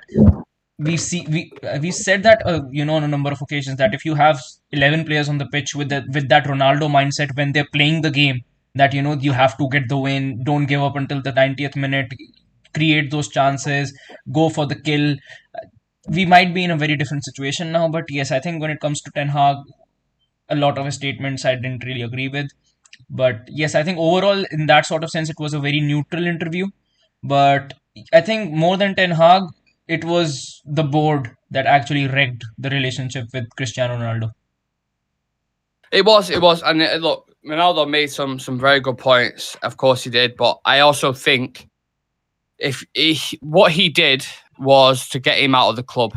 Yeah. So first and foremost, the highest point of reasoning for him doing that was so he could leave the club and he could have a free option to choose, but regardless if he's got to pay himself out of contract or his contract gets terminated, because technically he breached his contract. Yeah. So by saying these things about the club and saying these things about the Glazers and he loves the fans, a lot of there's a lot of truth to it and he's got a point. But a lot of it balances his argument out to make him not look like just a bad guy who's just come out slating Ragnick, Ten Hag, and all these kind of guys. So there's a mixture to it. It's not fully one side. It's not fully the other. I think there's elements of it. By far, I think with him, it's never a question whether he doesn't love the fans or not, because when he first came at United, the fans loved him. Sorry, I'm just plugging my charger in. Just 2 seconds. Yeah.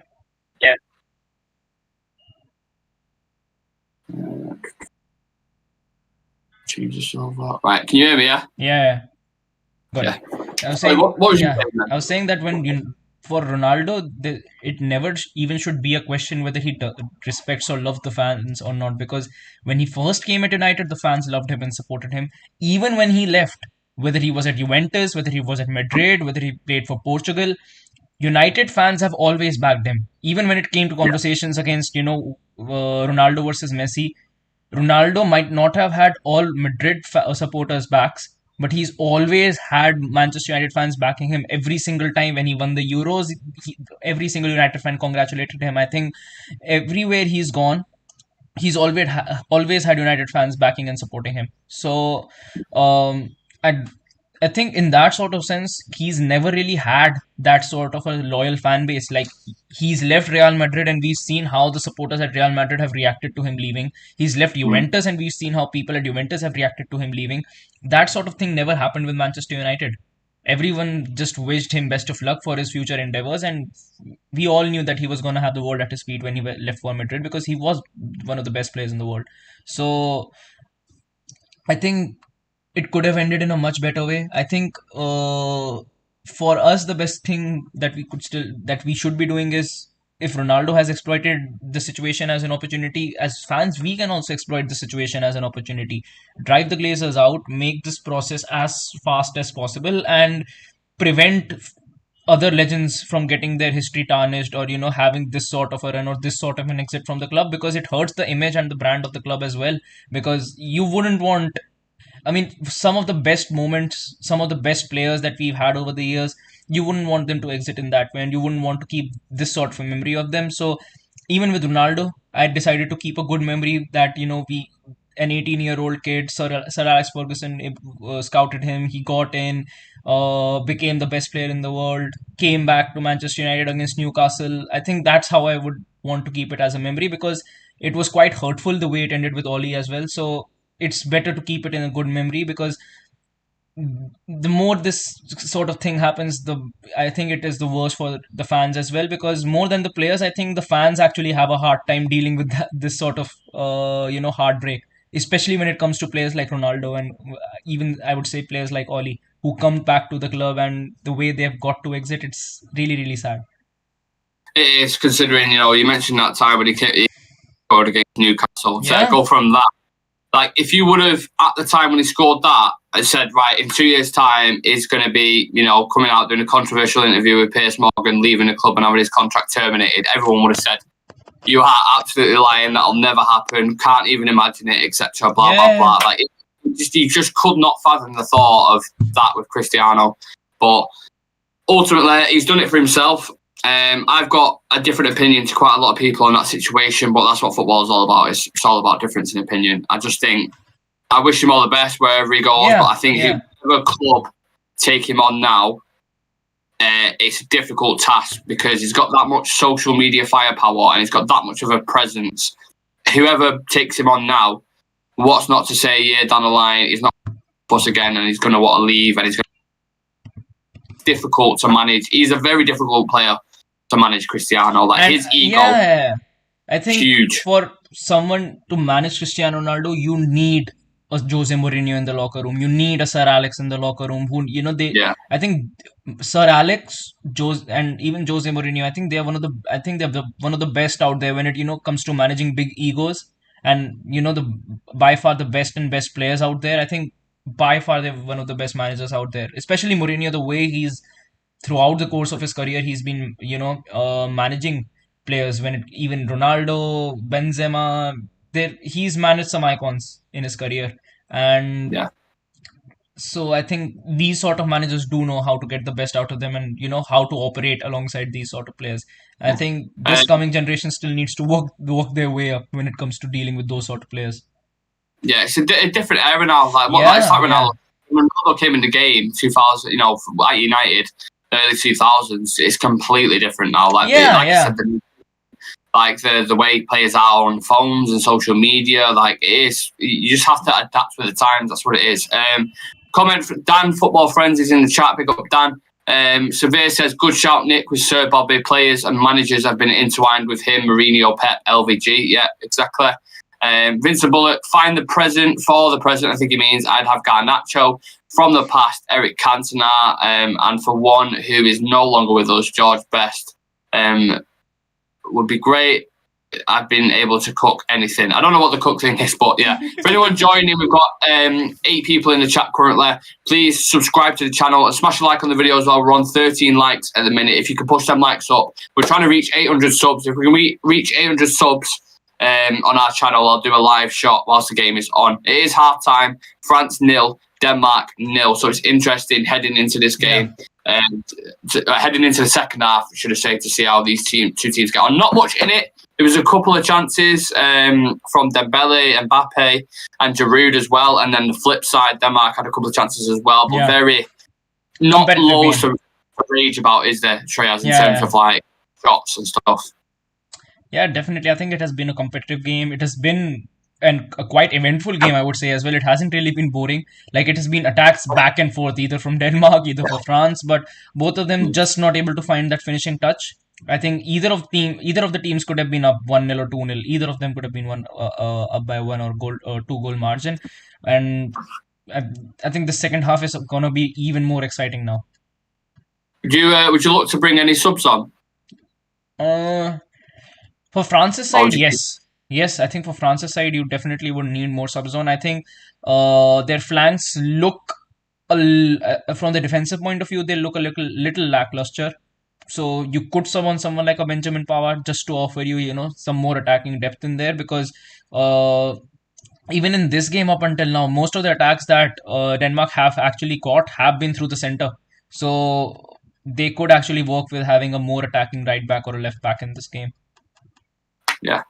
I'm just going to nip to the loo. If anyone's in the chat, questions to Shreyas, and I'm sure he'll kindly answer them. I'll be back in a second. So before Nick comes back once again, we've 5 people in the chat. Please, if you're not subscribed to the channel already, please make sure to subscribe to the channel. We are on 787 subscribers right now, so just 13 away from 800 subs. So please make sure to subscribe if you haven't already. Denmark versus France 0-0 has been a very decent game, not a boring game at all, like I would have visualized. But yes, it has definitely been an eventful game. And yeah, I think it is still anyone's game right now. I think the team which scores the first goal will definitely have an edge. Stress Pelistri or De Gea, who rather keep? I would keep De Gea, definitely. Pelistri is still very young, could come back to United after a few years, but yeah, De Gea definitely needs to be kept. And I think everyone is quite certain that Diogo Costa isn't the answer for our keeper problems. I think David De Gea will stick as a number 1 for the future years, at least for the next couple of years, definitely. And yeah, please make sure to type down in the chat any question you might have, who you think would end up winning this game, whether we might be seeing a shocker through Denmark, whether you see France is getting the win this game as well. Because these groups, if Denmark actually is able to win this game as well, that Denmark versus Australia becomes even more interesting. Because did anybody get the rule for why in Qatar first game it was given offside? It's, I don't know, probably bribes.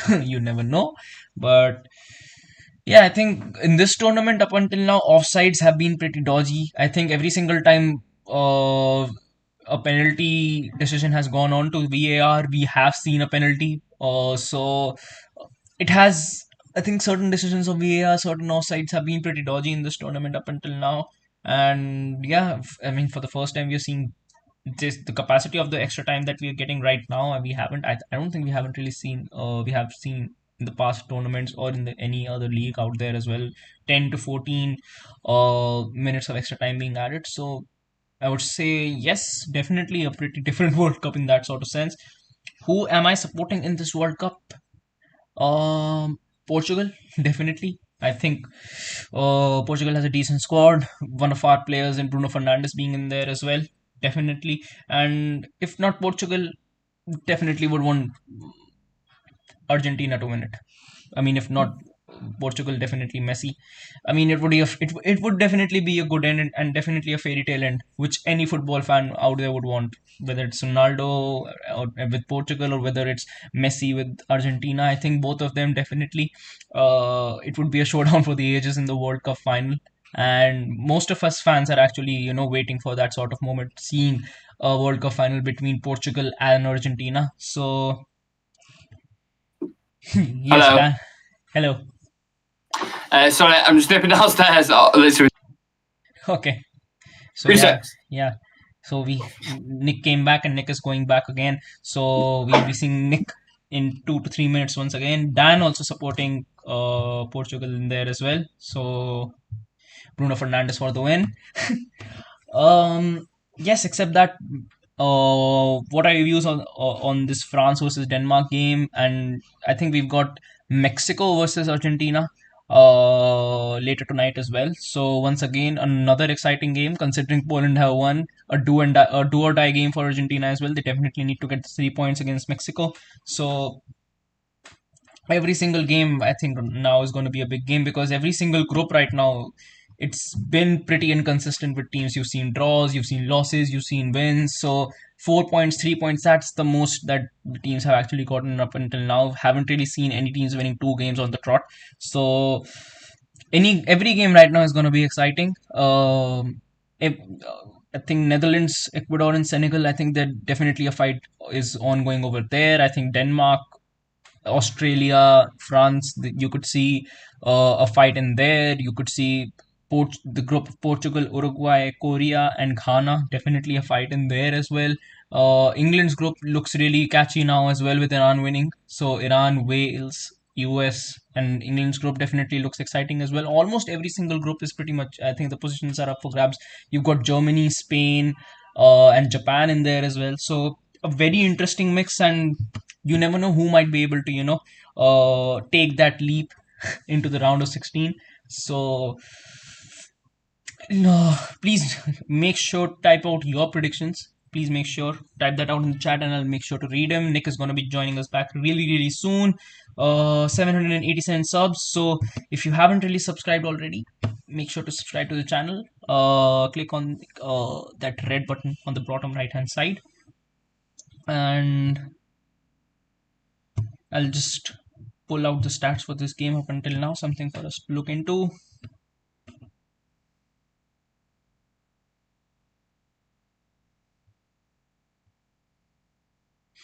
Yep, so France have had 13 shots, and Denmark have had 2 shots, three of France's shots being on target. Denmark still not having a shot on target, but here comes the interesting part. Denmark have had 52% possession in comparison to France having 48% possession. So Denmark have actually had more of the ball in comparison to France. So it has been, even though France have had more shots, it has been quite a competitive game. The game is still nil-nil. Both of them have had similar passing accuracy, similar fouls, similar red cards, and yeah, in their last 5 games, 2 wins for France, 2 wins for Denmark, one of them being a draw. So it is definitely going to be a pretty competitive game, and it could definitely go either way. We could definitely be seeing a lot of subs in the second half as well, because we've seen with the new 5 substitutions rule as well, things can change pretty fast, pretty soon, and we've seen teams getting an elevation in their quality, teams completely dropping altogether after making those subs. So I think it is still anyone's game. I think Denmark could actually pull this game off as well.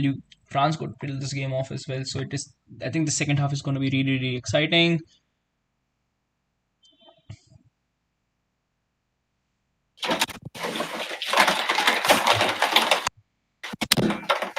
Hola. And Nick is back. Make a protein shake. Dan in the chat saying none of the team is looking solid. Argentina can become the second team to be eliminated tonight. I mean, potentially, yeah. I said to one of my mates, we were discussing the 2 games that are on now, Denmark, France, and then Argentina and Mexico. I said I would put a bet on, just with the odds to go up, a draw on Denmark and France, and then Argentina to lose to Mexico, or a draw for both. Yeah. I think even a draw doesn't help Argentina now. Yeah, they need to win it, don't they? Yeah. I think Messi might turn up though, to be honest. Yeah. I've just remembered I got money back in my account because I put a bet on England last night, but because it was a 0-0 draw, you get your money back. So out of breath, I just proper ran up the stairs.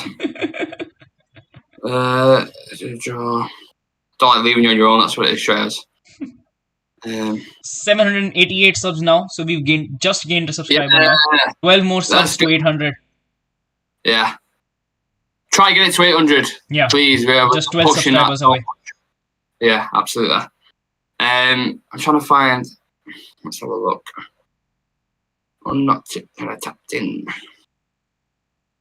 Yeah, let's go with that. I think. Go with that? No. Where's the draw or fire shots? No. Yeah, I want to see what Mexico's odds are. 13-2. Ooh. I can't remember if I watched that game against Thingy or not. You know, against Poland. Did you watch Mexico versus Poland? Their first game? Yeah. I don't think I watched it. Were Mexico any good?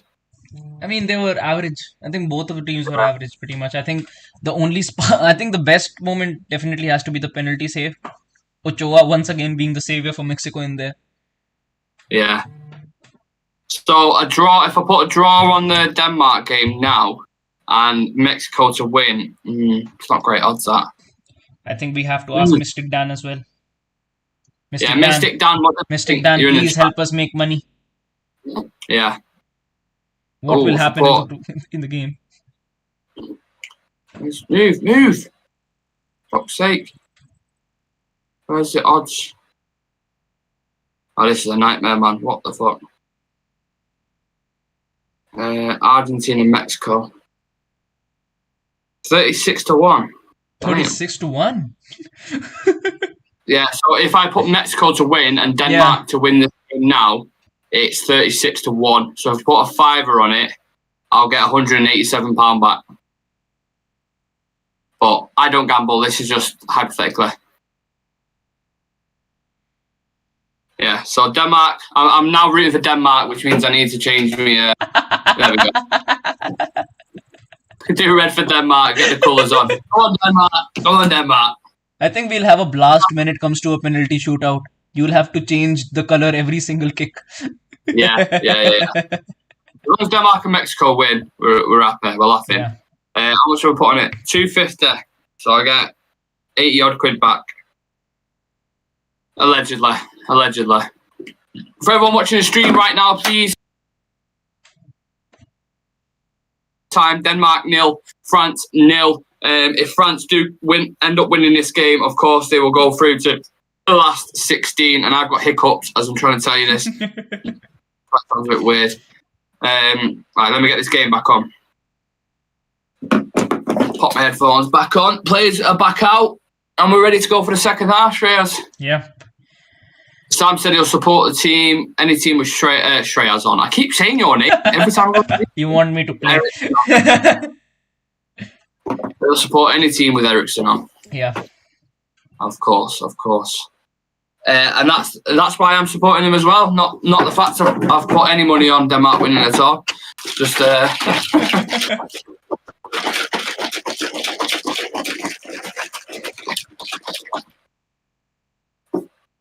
pop it.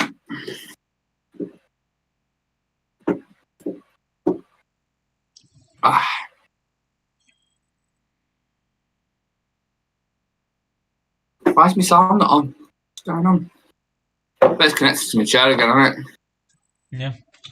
Sort this shit out. Were you disappointed not seeing any country in this tournament? Like not qualifying at all? Yeah. So I wanted to see Haaland, obviously Norway. Yeah. And Ødegaard as well because he's having a really good season. And then I want to see Mo Salah as well with Egypt. I think the best players should be playing in the league. Do you know what I mean? Mo Salah should be there with Egypt. Like if you look at it, Egypt, even the first game when you had Qatar versus Ecuador, you throw Egypt in there instead of Qatar, who just shouldn't be playing in it. They're only playing in it because of the whole, like they have no technical quality whatsoever. I would prefer to see a Mo Salah's Egypt or an Erling Haaland's Norway against them because it's super competitive. But I know the host has to be in it. So you could even throw someone like a Chile in there as well. Makes the group more exciting. Yeah, just to like, there's loads of teams that aren't in the tournament, man. That should be like, for whatever reasons. There's obviously ones in the tournament, but they're not in there because of But yeah, I don't mean that. I just mean there's loads of teams. Colombia are in it. Yeah. Colombia are someone that I like. There's players on there that are good players. James Rodriguez. Italy aren't in the tournament. Italy won the Euros. Do you know what I mean? So yeah, it's a shame these guys aren't. But ultimately, if you don't qualify, unless you're the home nation and you don't qualify, it's what it is, man. You know what I mean?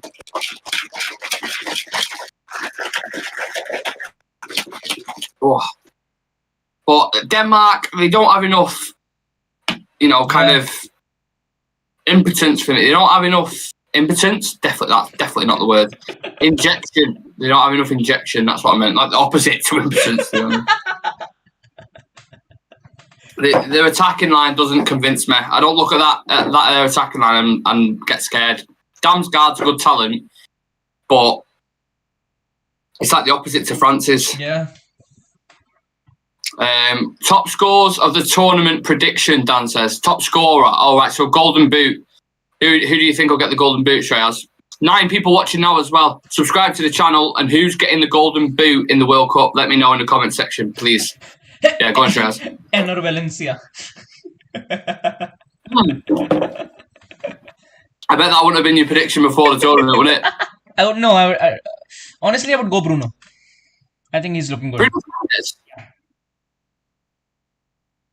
Bruno Fernandes? Yeah. You think he gets top goal scorer? Yeah. Is that not slightly United biasing your decision there? Just a little bit. I mean, I didn't say David De Gea. Yeah. He's not there. That's why. I will go with Cody Gakpo. Oh, I'd love him to. I wouldn't love him to because his price would be about 100 million. But or someone from England. I think Richarlison could, Yeah, Richarlison definitely could. Richarlison could, which would be crazy.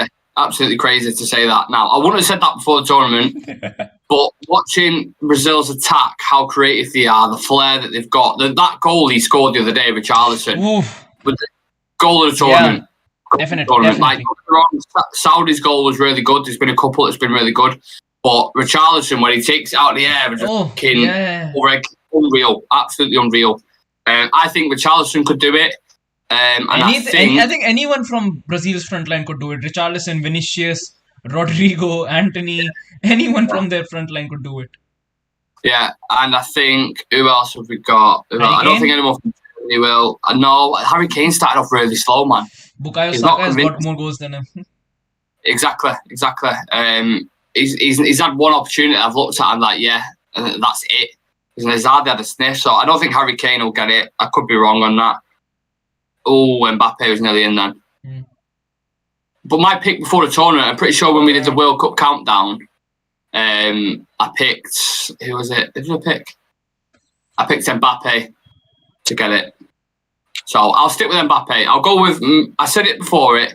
I don't want to start changing it now, but I think Mbappe, if they're going off beforehand, with Charles, what I've seen as well at the minute. One of them two will get it. I actually had Benzema before the World Cup started. I think if he would have been playing, he would definitely be in contention. Yeah, same. But then he got fucking injured, so I was like, shit. There we go. Sorry. Fucking protein so powdery.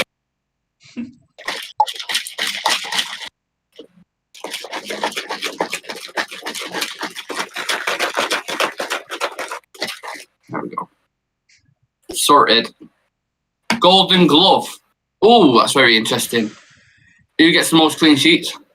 Not Diego Costa. Pickford, I think. Pickford could, definitely he could. Pickford definitely could. Already got two. Yeah. Oh, no, he's not. Oh, he's got one. Because Iran scored two. Yeah, he's got one, but I think he's still good because England don't necessarily, they don't score much, but they don't concede much either. Yeah. Pickford would be one of the shouts. Who else? Alisson. Yeah, it's got to be Alisson, isn't it? Yeah. Let's be honest. Even the defence that's in front of him, Marquinhos, Thiago Silva, great blend of players there.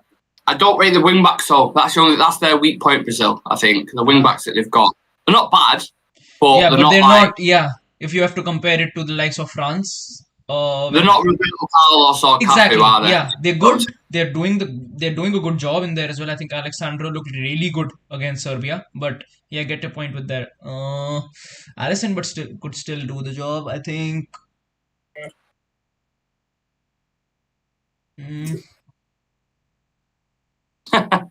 See what Dan's just put. What did he put? He put, "Good that your hand is visible while shaking." Yeah, that's the reason why I held it up there. Because if I do that, it's not going to look right, is it? We've got to hold it over there. Yeah, this game's a bit flat at the minute, man. We need something to kick into life. What time will the Argentina game be on, Treyas, when in India? 12:30 a.m. midnight. 30? Yeah. Oh shit.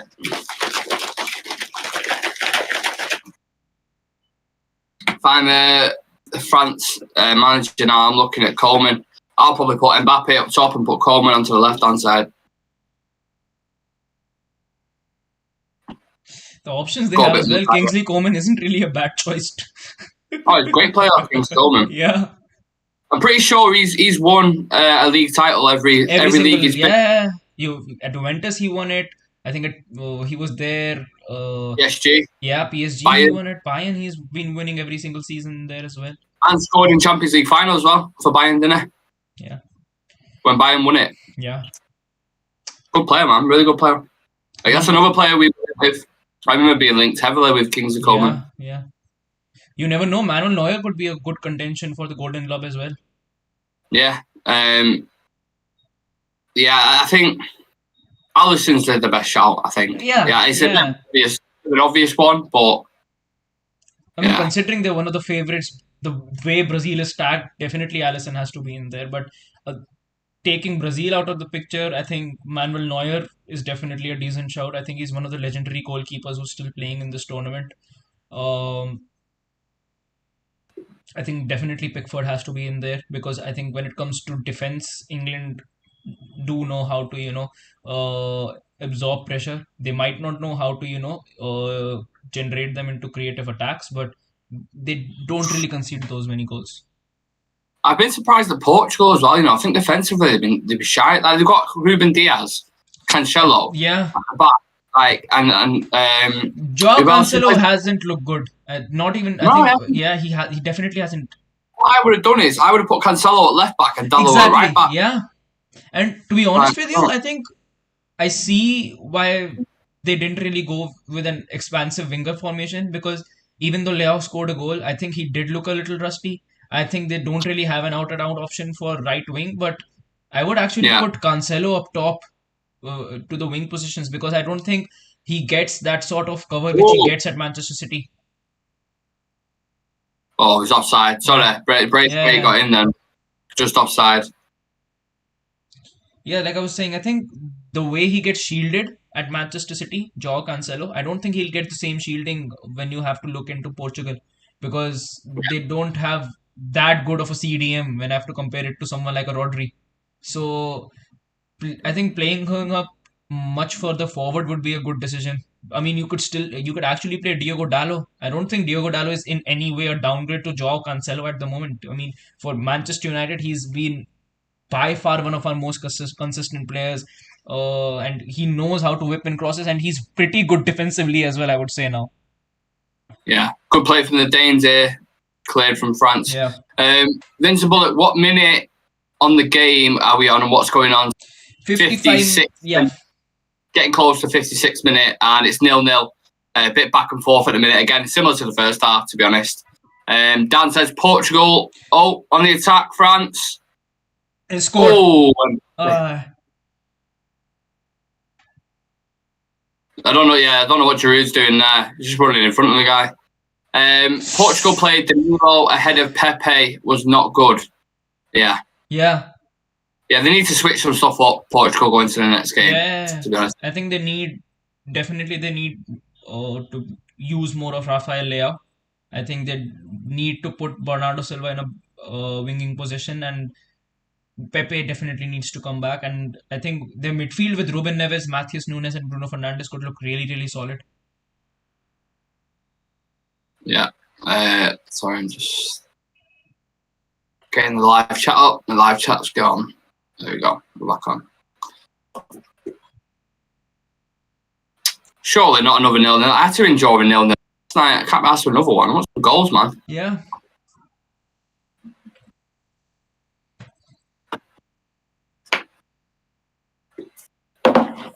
Yeah, his off the ball movement there from Giroud wasn't the best. He could have opened it up there for Mbappe.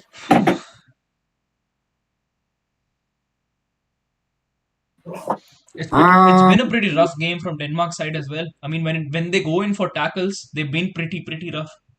Yeah, it's a tough one as well because you don't know whether to like go for it or not because the points are so important. It's like do you go gung ho or like especially with the attackers that France have got, you can't leave space behind at the back, so you've got to stay back. Then that means you can't really go for it, and it's like you're stuck in a mindset then. I don't think either side have been great though, to be honest. Yeah.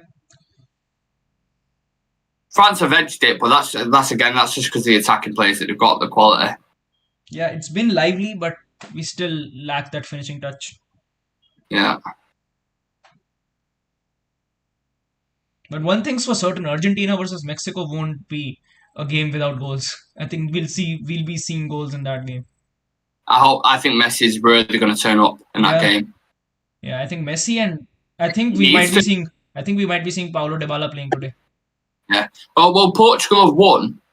Obviously, they're on 3 points. Argentina have got none.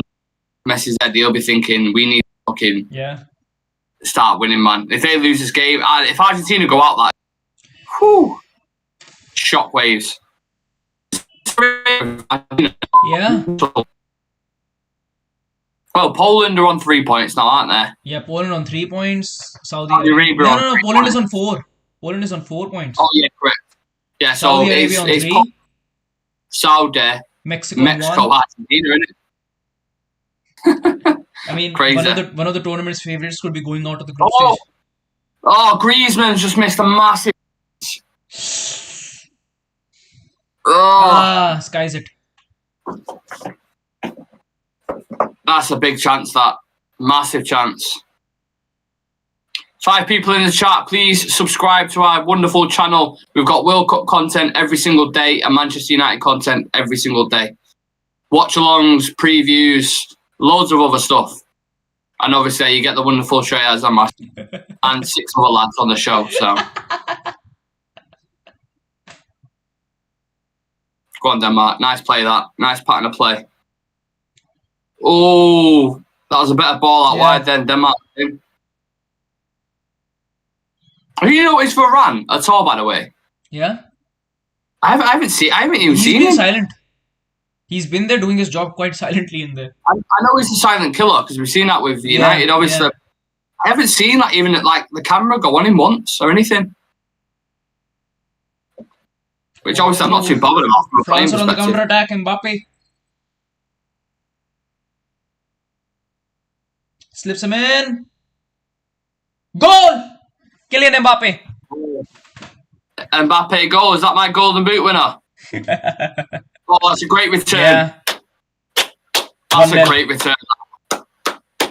Absolutely kill them on the counter. And that's what they can do on the counter with Theo Hernandez and Kylian Mbappe. That flank is pure pace. Yeah. France 1-0. Kylian Mbappe on the score sheet. 2 goals for him this tournament, I believe. He's picked up from where he's left off the World Cup. Quite honestly. He's a phenomenal player, innit? Yeah. And I know a lot of people don't want him because of that reason. It's because he'll probably take Darren Fletcher's job as well as sporting director. Whatever Darren Fletcher's job is, whatever, whether it's a sporting director. Yeah, exactly. He's electric, man. You give this guy the ball in the box, he's just absolutely dynamite. Lovely way to pass there. The cutback's great. And then just a first-time finish in the bottom right corner. Yeah, it's going to be tough for Denmark now because what Denmark have to do, they're going to start attacking. And then they leave space behind them. And then France is just going to punish them. So, if I'm to make a prediction now, I think France end up scoring another 2 goals, to be honest. Denmark got to go for it now. We're on 1 point. So. Oh, Giroud is coming off. That's what I would have done. I said that. I would have take Giroud off. Is Coleman coming on? Who's going on? Marcus Thuram. Thuram's not a bad player either. Yeah. Thuram's alright. I think Mbappe is switching on to his striker position now. Yeah. It's like Deschamps was listening to me. To be fair, I said I would have brought Coleman on, but his dad's there as well, Lily and Thuram. What a legend. Yeah.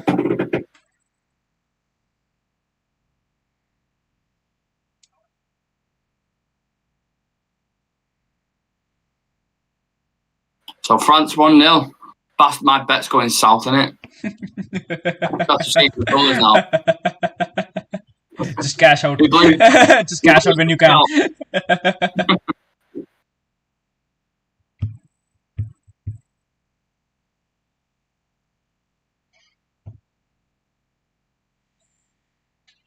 Yeah, they need, I feel like Denmark need like a Madison in the team, someone like that, and they need a real like top striker. Yeah, they need a striker, definitely. Not been too impressed with that Cornelius, whatever his name is. Yeah.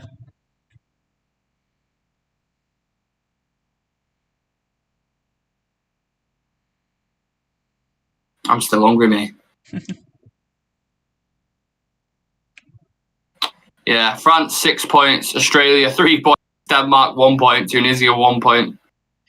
Wow. So you got Denmark in the next games. You've got Denmark versus Tunisia, correct? No, Denmark was Australia. Winner goes. Pretty much the winner goes through to the next stage. That's crazy.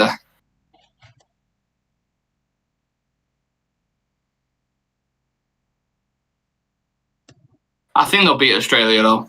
No, yeah. I mean, if they're able to hold their own for so long against France, you would definitely see them favourites against Australia. Yeah.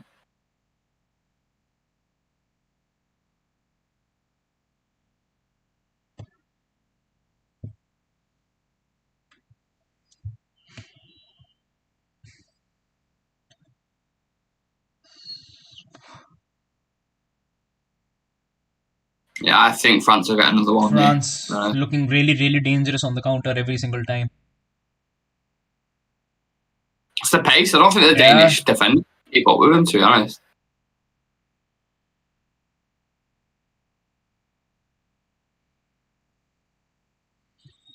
Once again, a player in France's backline who could have been a Manchester United player, Upamecano.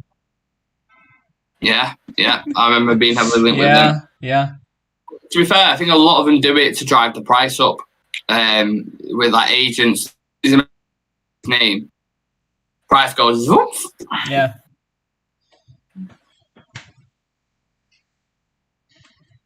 What do you think? Did Denmark get back into this, Shreyas, or the France cruise now? I don't see them coming back now. I think it would take probably a penalty if they concede a penalty or something.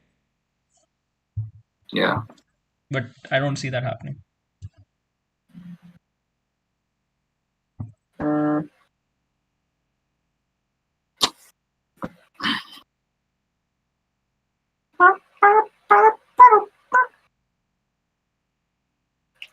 Just double checking so I might put the game back on in a second.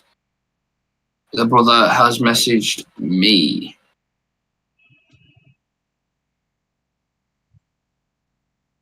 I don't get how my ITV stream's behind yours, man.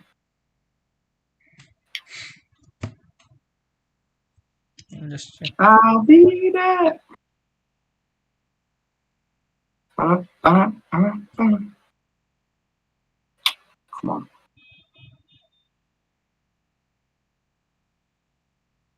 Now my stream's not even coming on. For fuck's sake. Subscribe to the channel, guys. Anyone who's watching, like, 16 likes. Try to push that up past 20 likes if you can. You set of legends. Your stream's not coming on. What's going on? What the fuck, dude? Oh, my camera's stuck. I'll tell you what, Shreyas. We've got 4 days until I can shave this tash off, and I can't fucking wait. Where have you gone? 1 second, my camera. Oh. Yeah, I can't wait. It's driving me mad. It's all falling apart. It's like constantly having fucking food on your face. I think it's... For some reason, it glitched. Yeah, I think you're back now. Yeah. You're alright. I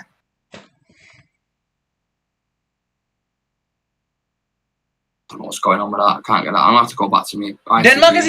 Denmark have equalized. Oh, stop it. As soon as I go off me fucking thing, man, Denmark. My camera shut down because of it. My camera shut down because of it. We're going back to red. We're going back to red. Yeah. There we go. We're back to red. Nick's bet is still alive. And yes. Guess who scored? Eriksen. No. I'm going to watch it now. Christiansen. Yeah. Interesting. Go on, Denmark. What a surprise that is. The game is on now. The game is on now. It's from a set piece as well. Flick on near the front post. Christiansen throws his head at it near the penalty spot. Past Lloris. The Great Danes are back in it. The Danish pastries. I've given it to the French pastries. And it is a pecan pie versus a puff French pastry. Denmark 1, France 1. Game on. Let's fucking go. 9 people watching. Make sure you subscribe to our channel. We're trying to push it up to... If you just click the bottom right corner, subscribe. And if you love football content, we are your guys. I promise you. Got loads of shit. Loads of stuff covering the World Cup and that. So make sure you share it to your friends as well if you're feeling extra generous. We've got 16 likes on the video. If we can try push that up to 20, please, that would be amazing. Now we've gone down to 16 because someone's unliked it. So bastards. Someone thought, fuck him.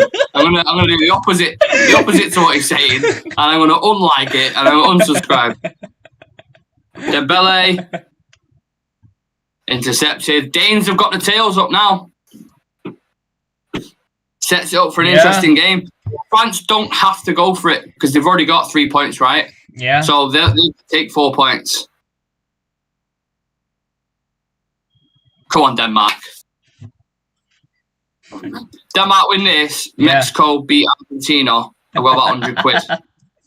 Mexico beating Argentina is actually a much difficult bet, I would say. I think so. Yeah. Lisandro Martinez starting for Argentina tonight as well. What do you think about that? Should have started the first one as well. Yeah. Do you remember how mad I went in the chat when Mendy was starting? Yeah. What a joke. How are you starting a 34-year-old Otamendi or been putting in world-class performances for Manchester United?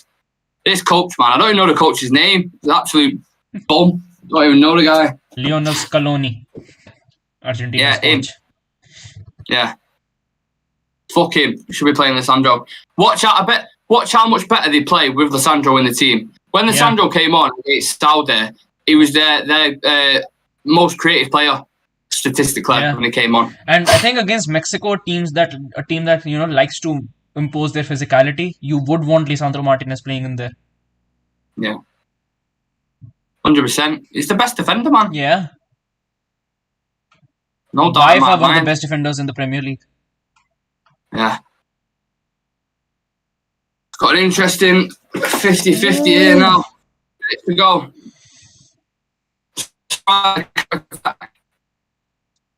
Through ball. Mbappe. Nope. That wacky Madison's had an absolute night against Mbappe. I don't give a shit how much you pay me. Like, if Mbappe's starting, I'm going off the fucking. I'm going on the bench, mate. That's someone else. Can't be asked with that quick cunt. He's rapid. He's like Sonic. 10 people watching. Please subscribe to our channel. Football content, World Cup content. This is the place to be. So make sure you hit us up. Smash a like on the video as well. We've got France 1, Denmark 1, Kylian Mbappe scoring, and Christiansen scored for Denmark from a set piece. So sets it up for an interesting tie. Of course, we've got Mexico versus Argentina later on as well, which is going to be a good game. Do or die for both teams in a way. Yeah, absolutely. Come on, Eriksen. I'm not noticed Eriksen much either, to be honest.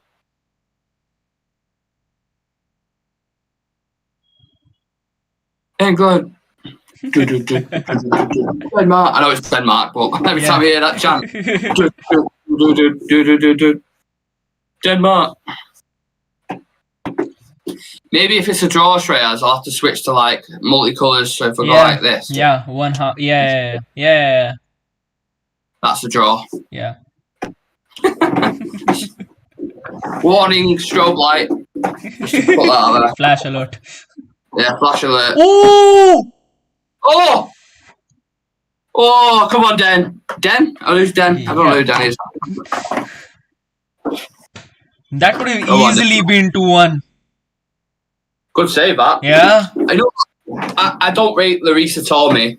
I don't either. I mean, that's an alright save, but I just mean I think Tottenham need people, to be honest, eventually. Yeah.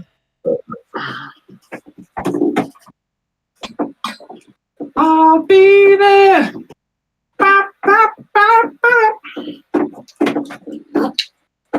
Two strikers on the pitch now. Another corner from Christian Eriksen. Another goal. Avoided. Oh. Eriksen. On the edge of the box. Shoots. Oh. I'll tell you what, I'll have a shot. If Eriksen scores, I will have a shot of something strong. Where's the racket? I'll whip the racket out. Kingsley Coman is coming on. Yeah. And so is Konate. Is this Deschamps in charge or is this me? Yeah. He's just taking off the fucking ideas.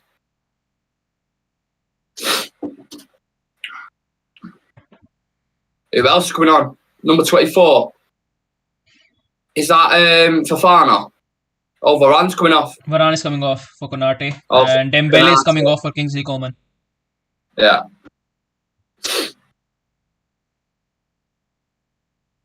I think Ten Hag will be happy with that. Management of game time.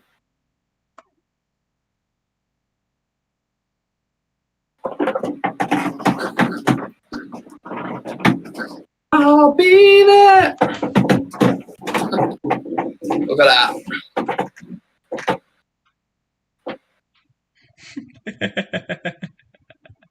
Set up. This is like the camera you get from like when someone's pregnant. Ooh. Push.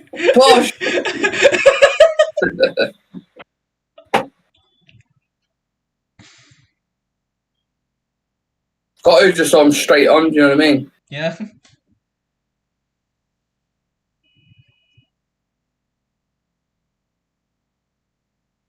Come on, Denmark. What about now, Shreyas? Who wins it? Does it say a draw? Does France score? Does Denmark score? I feel like Denmark scores one more. Oh. Upset incoming.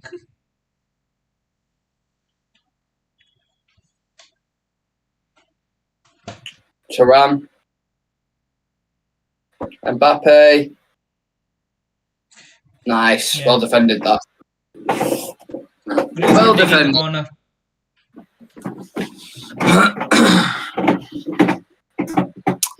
Whoever's in the chat, let me know your predictions for this game now. 1-1. So on a knife edge. 15 minutes left of the game to go. France have got a corner. They still have the ball. Mbappe. Cross. Easily. Yeah, I'm just getting to that Mbappe cross now.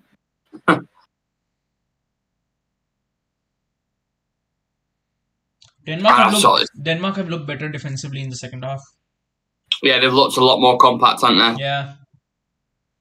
Yeah, I agree with that. I think they looked a lot more open in the first half. I think the way Mbappe was able to run in behind as well. I think if Denmark had a striker like Mbappe, they'd be winning this game. Yeah. Just that elite striker. If they had an elite striker up top, let's say like obviously Norway have Haaland in it, for example. I think they're good. They play good together as a team, so they just need that star, that like figurehead. Oh, why is it not working, man? This is pissing me right off. Why is it not working? Keeps going slow as fuck.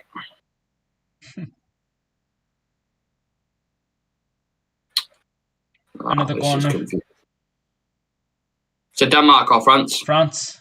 Griezmann taking it. Where's...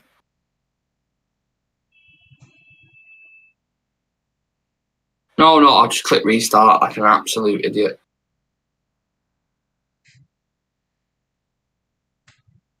What minute are you in? I'm in the 77th minute and 55th second. Jesus. 55th? Yeah. Wow. Another corner. Consecutive corners for France over here. So I'm on... I swear, ITV, your app is shit. If you're watching, your app is dog shit. Absolutely dog shit. Pissing me off. It's about 20 seconds behind and it keeps closing off. Get your tech.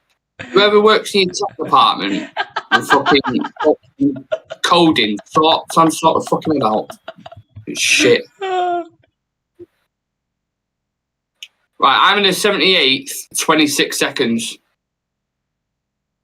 Yeah, I'm just 15 seconds ahead of you. Yeah. Another corner for France. Griezmann taking it again. More corners than a fucking polygon, eh? Yeah. Constant corners. Another cross coming in. Back. Oh! Rabiot going in for a bicycle kick just over the roof of the net.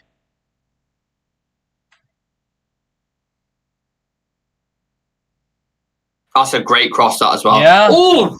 You know. That was an effort, that. I think Lucas Hernandez Theo Hernandez has been watching Luke Shaw the way he crosses.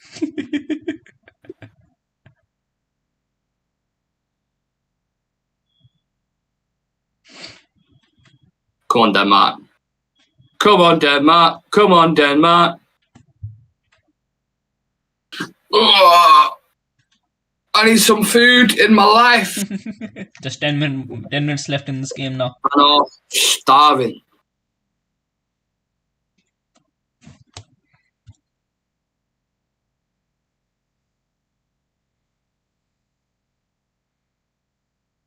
Yeah, discussing the Argentina game in a minute, saying they can't see two bad performances from Argentina. I thought it was poor against Saudi Arabia, you know. Didn't look great at all.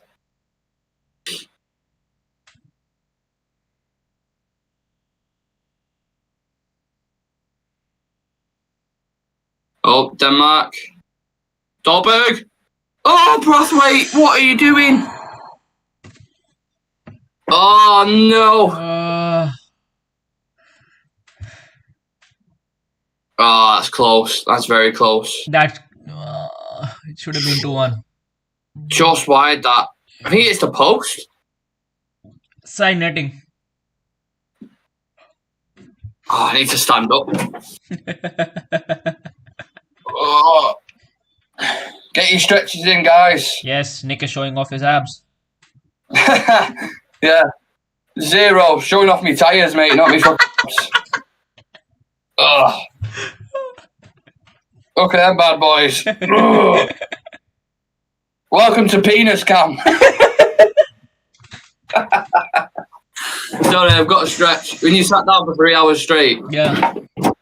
It's got to be here. And Chouameni is down. Colliding with Rabiot. I bet managers at clubs are just watching this game and just like, please, like when you see a player go down, they're like, please no, don't be out for the season.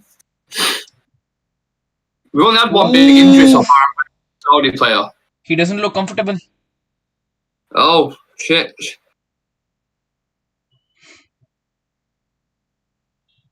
Yeah, that's not good for Madrid. To be fair though, they got Camavinga on the bench. I mean, definitely France don't really have it. A French midfielder for a Madrid midfielder. Yeah, he's coming off. I think he's coming off. Yeah, he's limping. Oh, Argentina versus Mexico's on ITV as well. Fucking hell, man.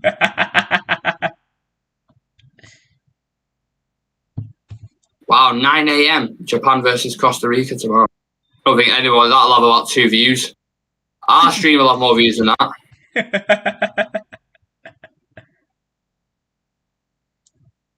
Oh God.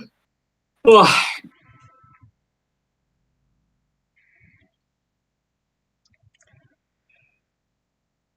Good switcher player there. I think Denmark look more likely now to score, to be honest. Got a bit flat now, France. The passing is a lot better as well. Come on, the Great Danes. Eriksen winner, I lose my shit. Well done from Konate, that, to be fair.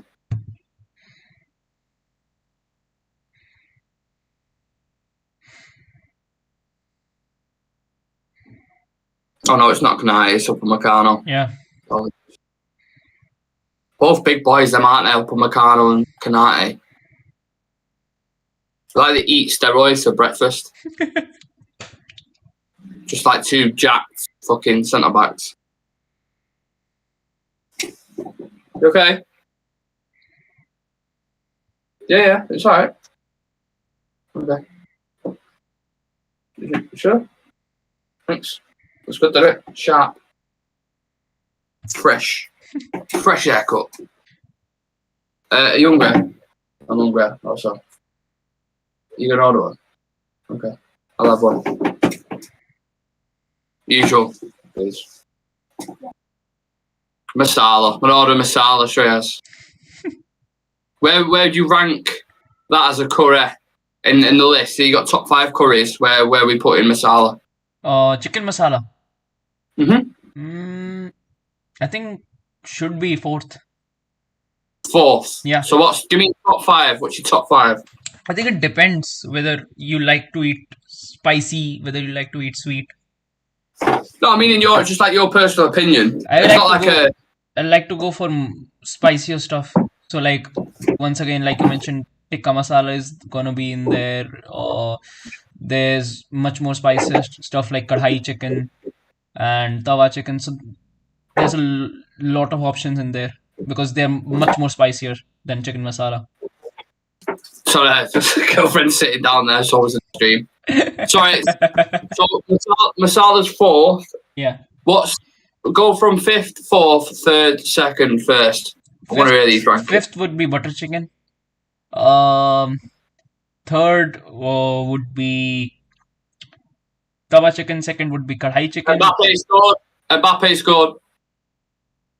Bastard! Yeah. Mbappe again. Wow. Sorry, I know you was mid-rating there, but yeah. Mbappe 2-1. This guy, I told you, golden. Third goal in the tournament for Kylian Mbappe. Yeah.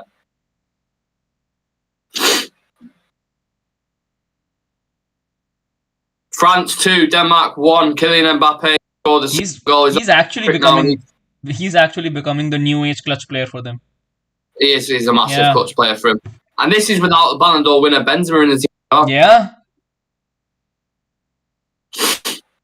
That front three of Benzema, Mbappe, and Dembele. Griezmann's cross as well, on point. Was he on? Yeah. Yeah, he's on. The movement on that. Quality. Absolutely quality. I thought he was offside initially when he first crossed it. That's my bet out the window.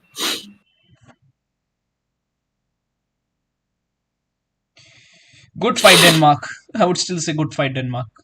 Oh, yeah, definitely.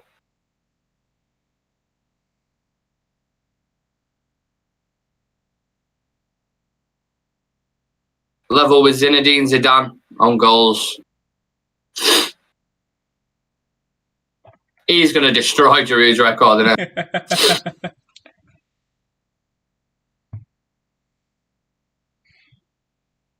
I'm proper curious to see where he goes next, man. It's coming in.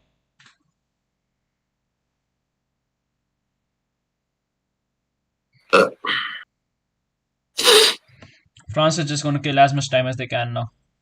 Oh, yeah, of course. Yeah.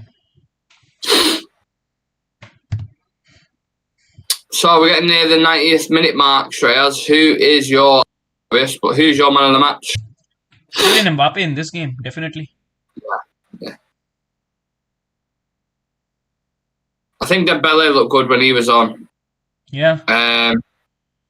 No really standout players, to be honest, from Denmark. Yeah. They're more like a youth players, just better as a team. Christensen, you might say, because he got the goal, but yeah. That nothing pretty exciting. I mean, defensively, if you concede 2 goals, it's one of them. It's kind of taints.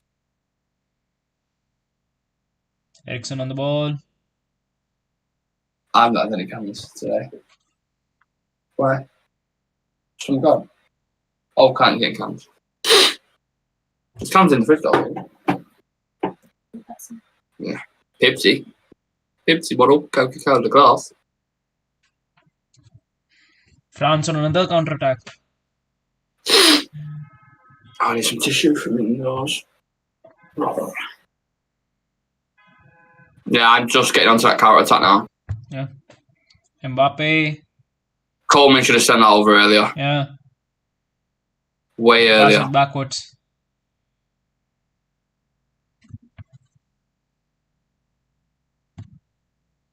Oh.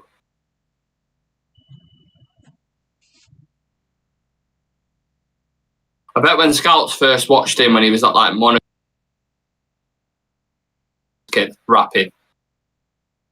Do everything you can to sign him. I remember even watching him for Monaco against City when he played really well there, and it was like, wow, that kid is a talent.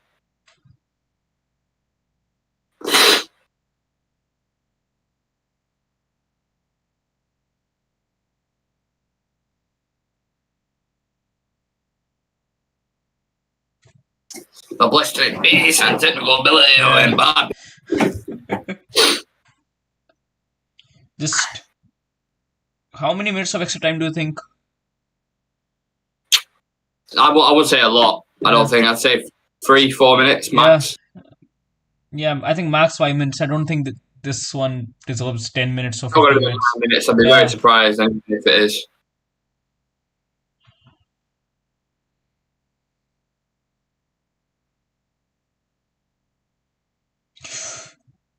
Eriksen wins Yeah, the ball Germany. back.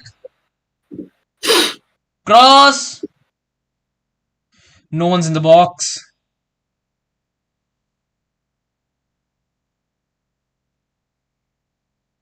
And Mbappe is on the counter attack. Absolutely clear. Easily taken by Schmeichel.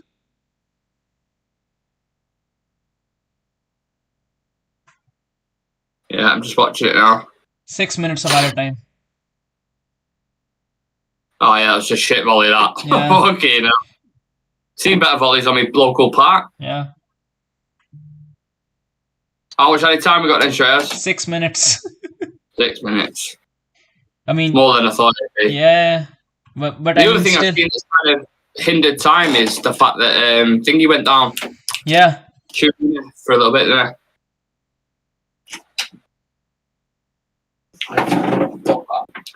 Yeah, actually. Wrap me mic up. Do you remember where I put the arm? Let's find it. I don't like using this. So you're not using my mic now, Shreyas? Yeah. Not that. I used to have the arm, didn't I, before my table shattered. All hell broke loose. Oh. Yeah, I think this will be it now for France. Pretty much just got to see it out. Don't see Denmark offering any for it.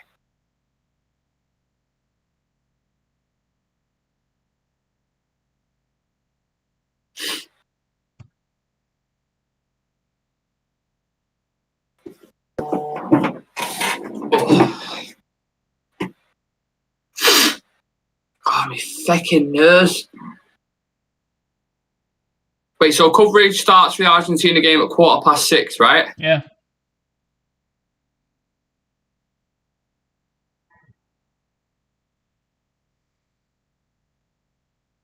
Fofana is coming on as well. Griezmann is off. Yeah. Just 3 minutes to go now. Just 4 minutes to go. going to solidify that, innit?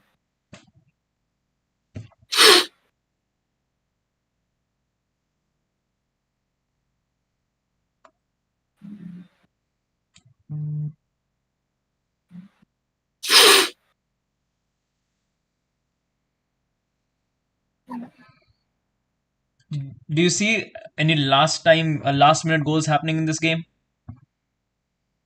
Is what? Any last minute goals happening in this game? Nah. Can't see it, man. Can't see it. You need that. Them like the wide players of Denmark when they do drift out wide, they aren't naturally. They're very narrow. I know they rely on wing stuff, but the wing backs are done for call as well.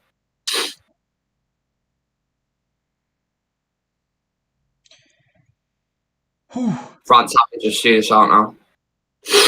Less than 3 minutes to go now. France have actually just camped their entire half now. 9 players in their box. Yeah. I think France will be the first official team to make it to the knockout. Yeah. Got Christmas songs playing behind me.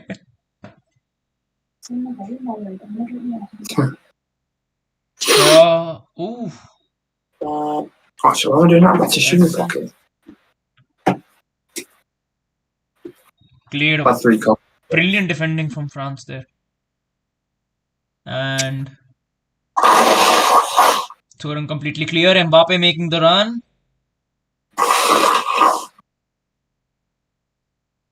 Ooh! Ooh!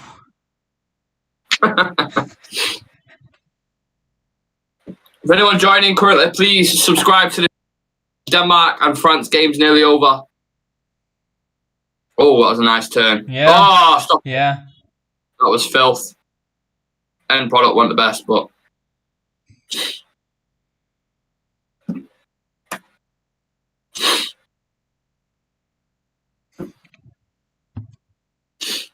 There is just one thing I need.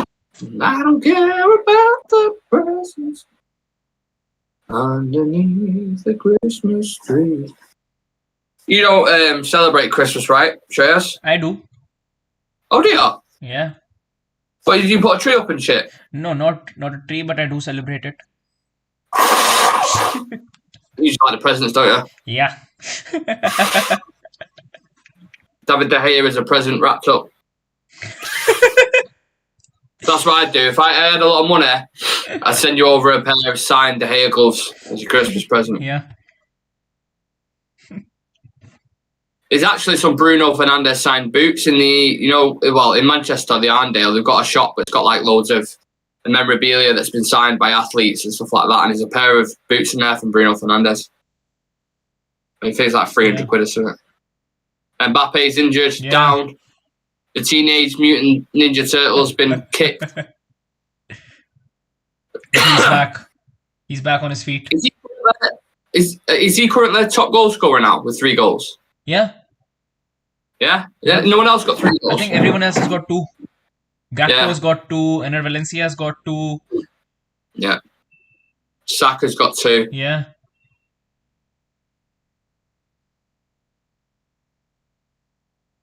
It's over to Messi now. If Messi scores 2 in the next game, he'll be level with Mbappe. I don't know how the rest of Argentina's attack will perform, but I think Messi will definitely have a good game today. Yeah. Well, they've got Di Maria, Latoro. They've got really good players, man. But I think after last, I don't know. I just have a gut feeling that we might be seeing Paulo Dybala starting today. Just have a gut feeling that he might be starting today. Has he gone with him? Yeah. I thought he was injured. Yeah, he's gone. I didn't know that. Oh, yeah, for sure. Then he should get some game time. Over Latoro Martinez, I'd say. Yeah. I'd rather have Dybala. I do like Latoro. He's a good player, but that was a bad effort, that. I think Dybala on his day can completely, turn the complete tide of the game altogether on his day. He's a talented player. He's just inconsistent at times. He's been exactly. For Juventus, but then, so that's it. I think that's game over. Yeah. France beat Denmark 2-1, the first official team into the round of 16. Now, of course, if we beat Wales and then as England team, if we beat Wales, then go through to the last 16, we play Senegal or Netherlands or Ecuador. We then play France after that, I believe. Yeah. I'm pretty sure that's how it works. So very interesting. Wanted the Great Danes to win, of course, but France do the job and Kylian Mbappe again, scoring multiple goals. Yeah, what a talent he is. Fucking unreal, man. What a player. Thank you to everyone watching. Thank you everyone who's put your comments in, subscribe, like the videos. Really appreciate every single one of you. There will be an England review. I'm not sure what time I'm going to do it. I might do it in like an hour's time or something, or maybe after the Mexico game, but there will be one. I will do it, so it's planned. Like, subscribe. If you want to donate to our Movember campaign, which is the reason why I have this moustache here, it's for mental health. We've raised £150 so far, and our target is £200. So the link is in our Instagram bio, or it's in the video description if you want to do that and check that out. Again, we'll be live later on, so make sure you turn on notification bell so you don't miss a thing. Thank you to Shreyas for coming on. Appreciate you, brother. Yeah, definitely. It was a fun game to watch as well. Absolutely. Yeah, weren't too bad. At least it weren't 0-0. Exactly. Onwards and upwards. We'll be live for the watch along again tomorrow. Spain versus Germany as well, which is a massive game. 2 absolute giants playing there. So we'll be live for that. Make sure you join us. Take care of yourselves. Adios.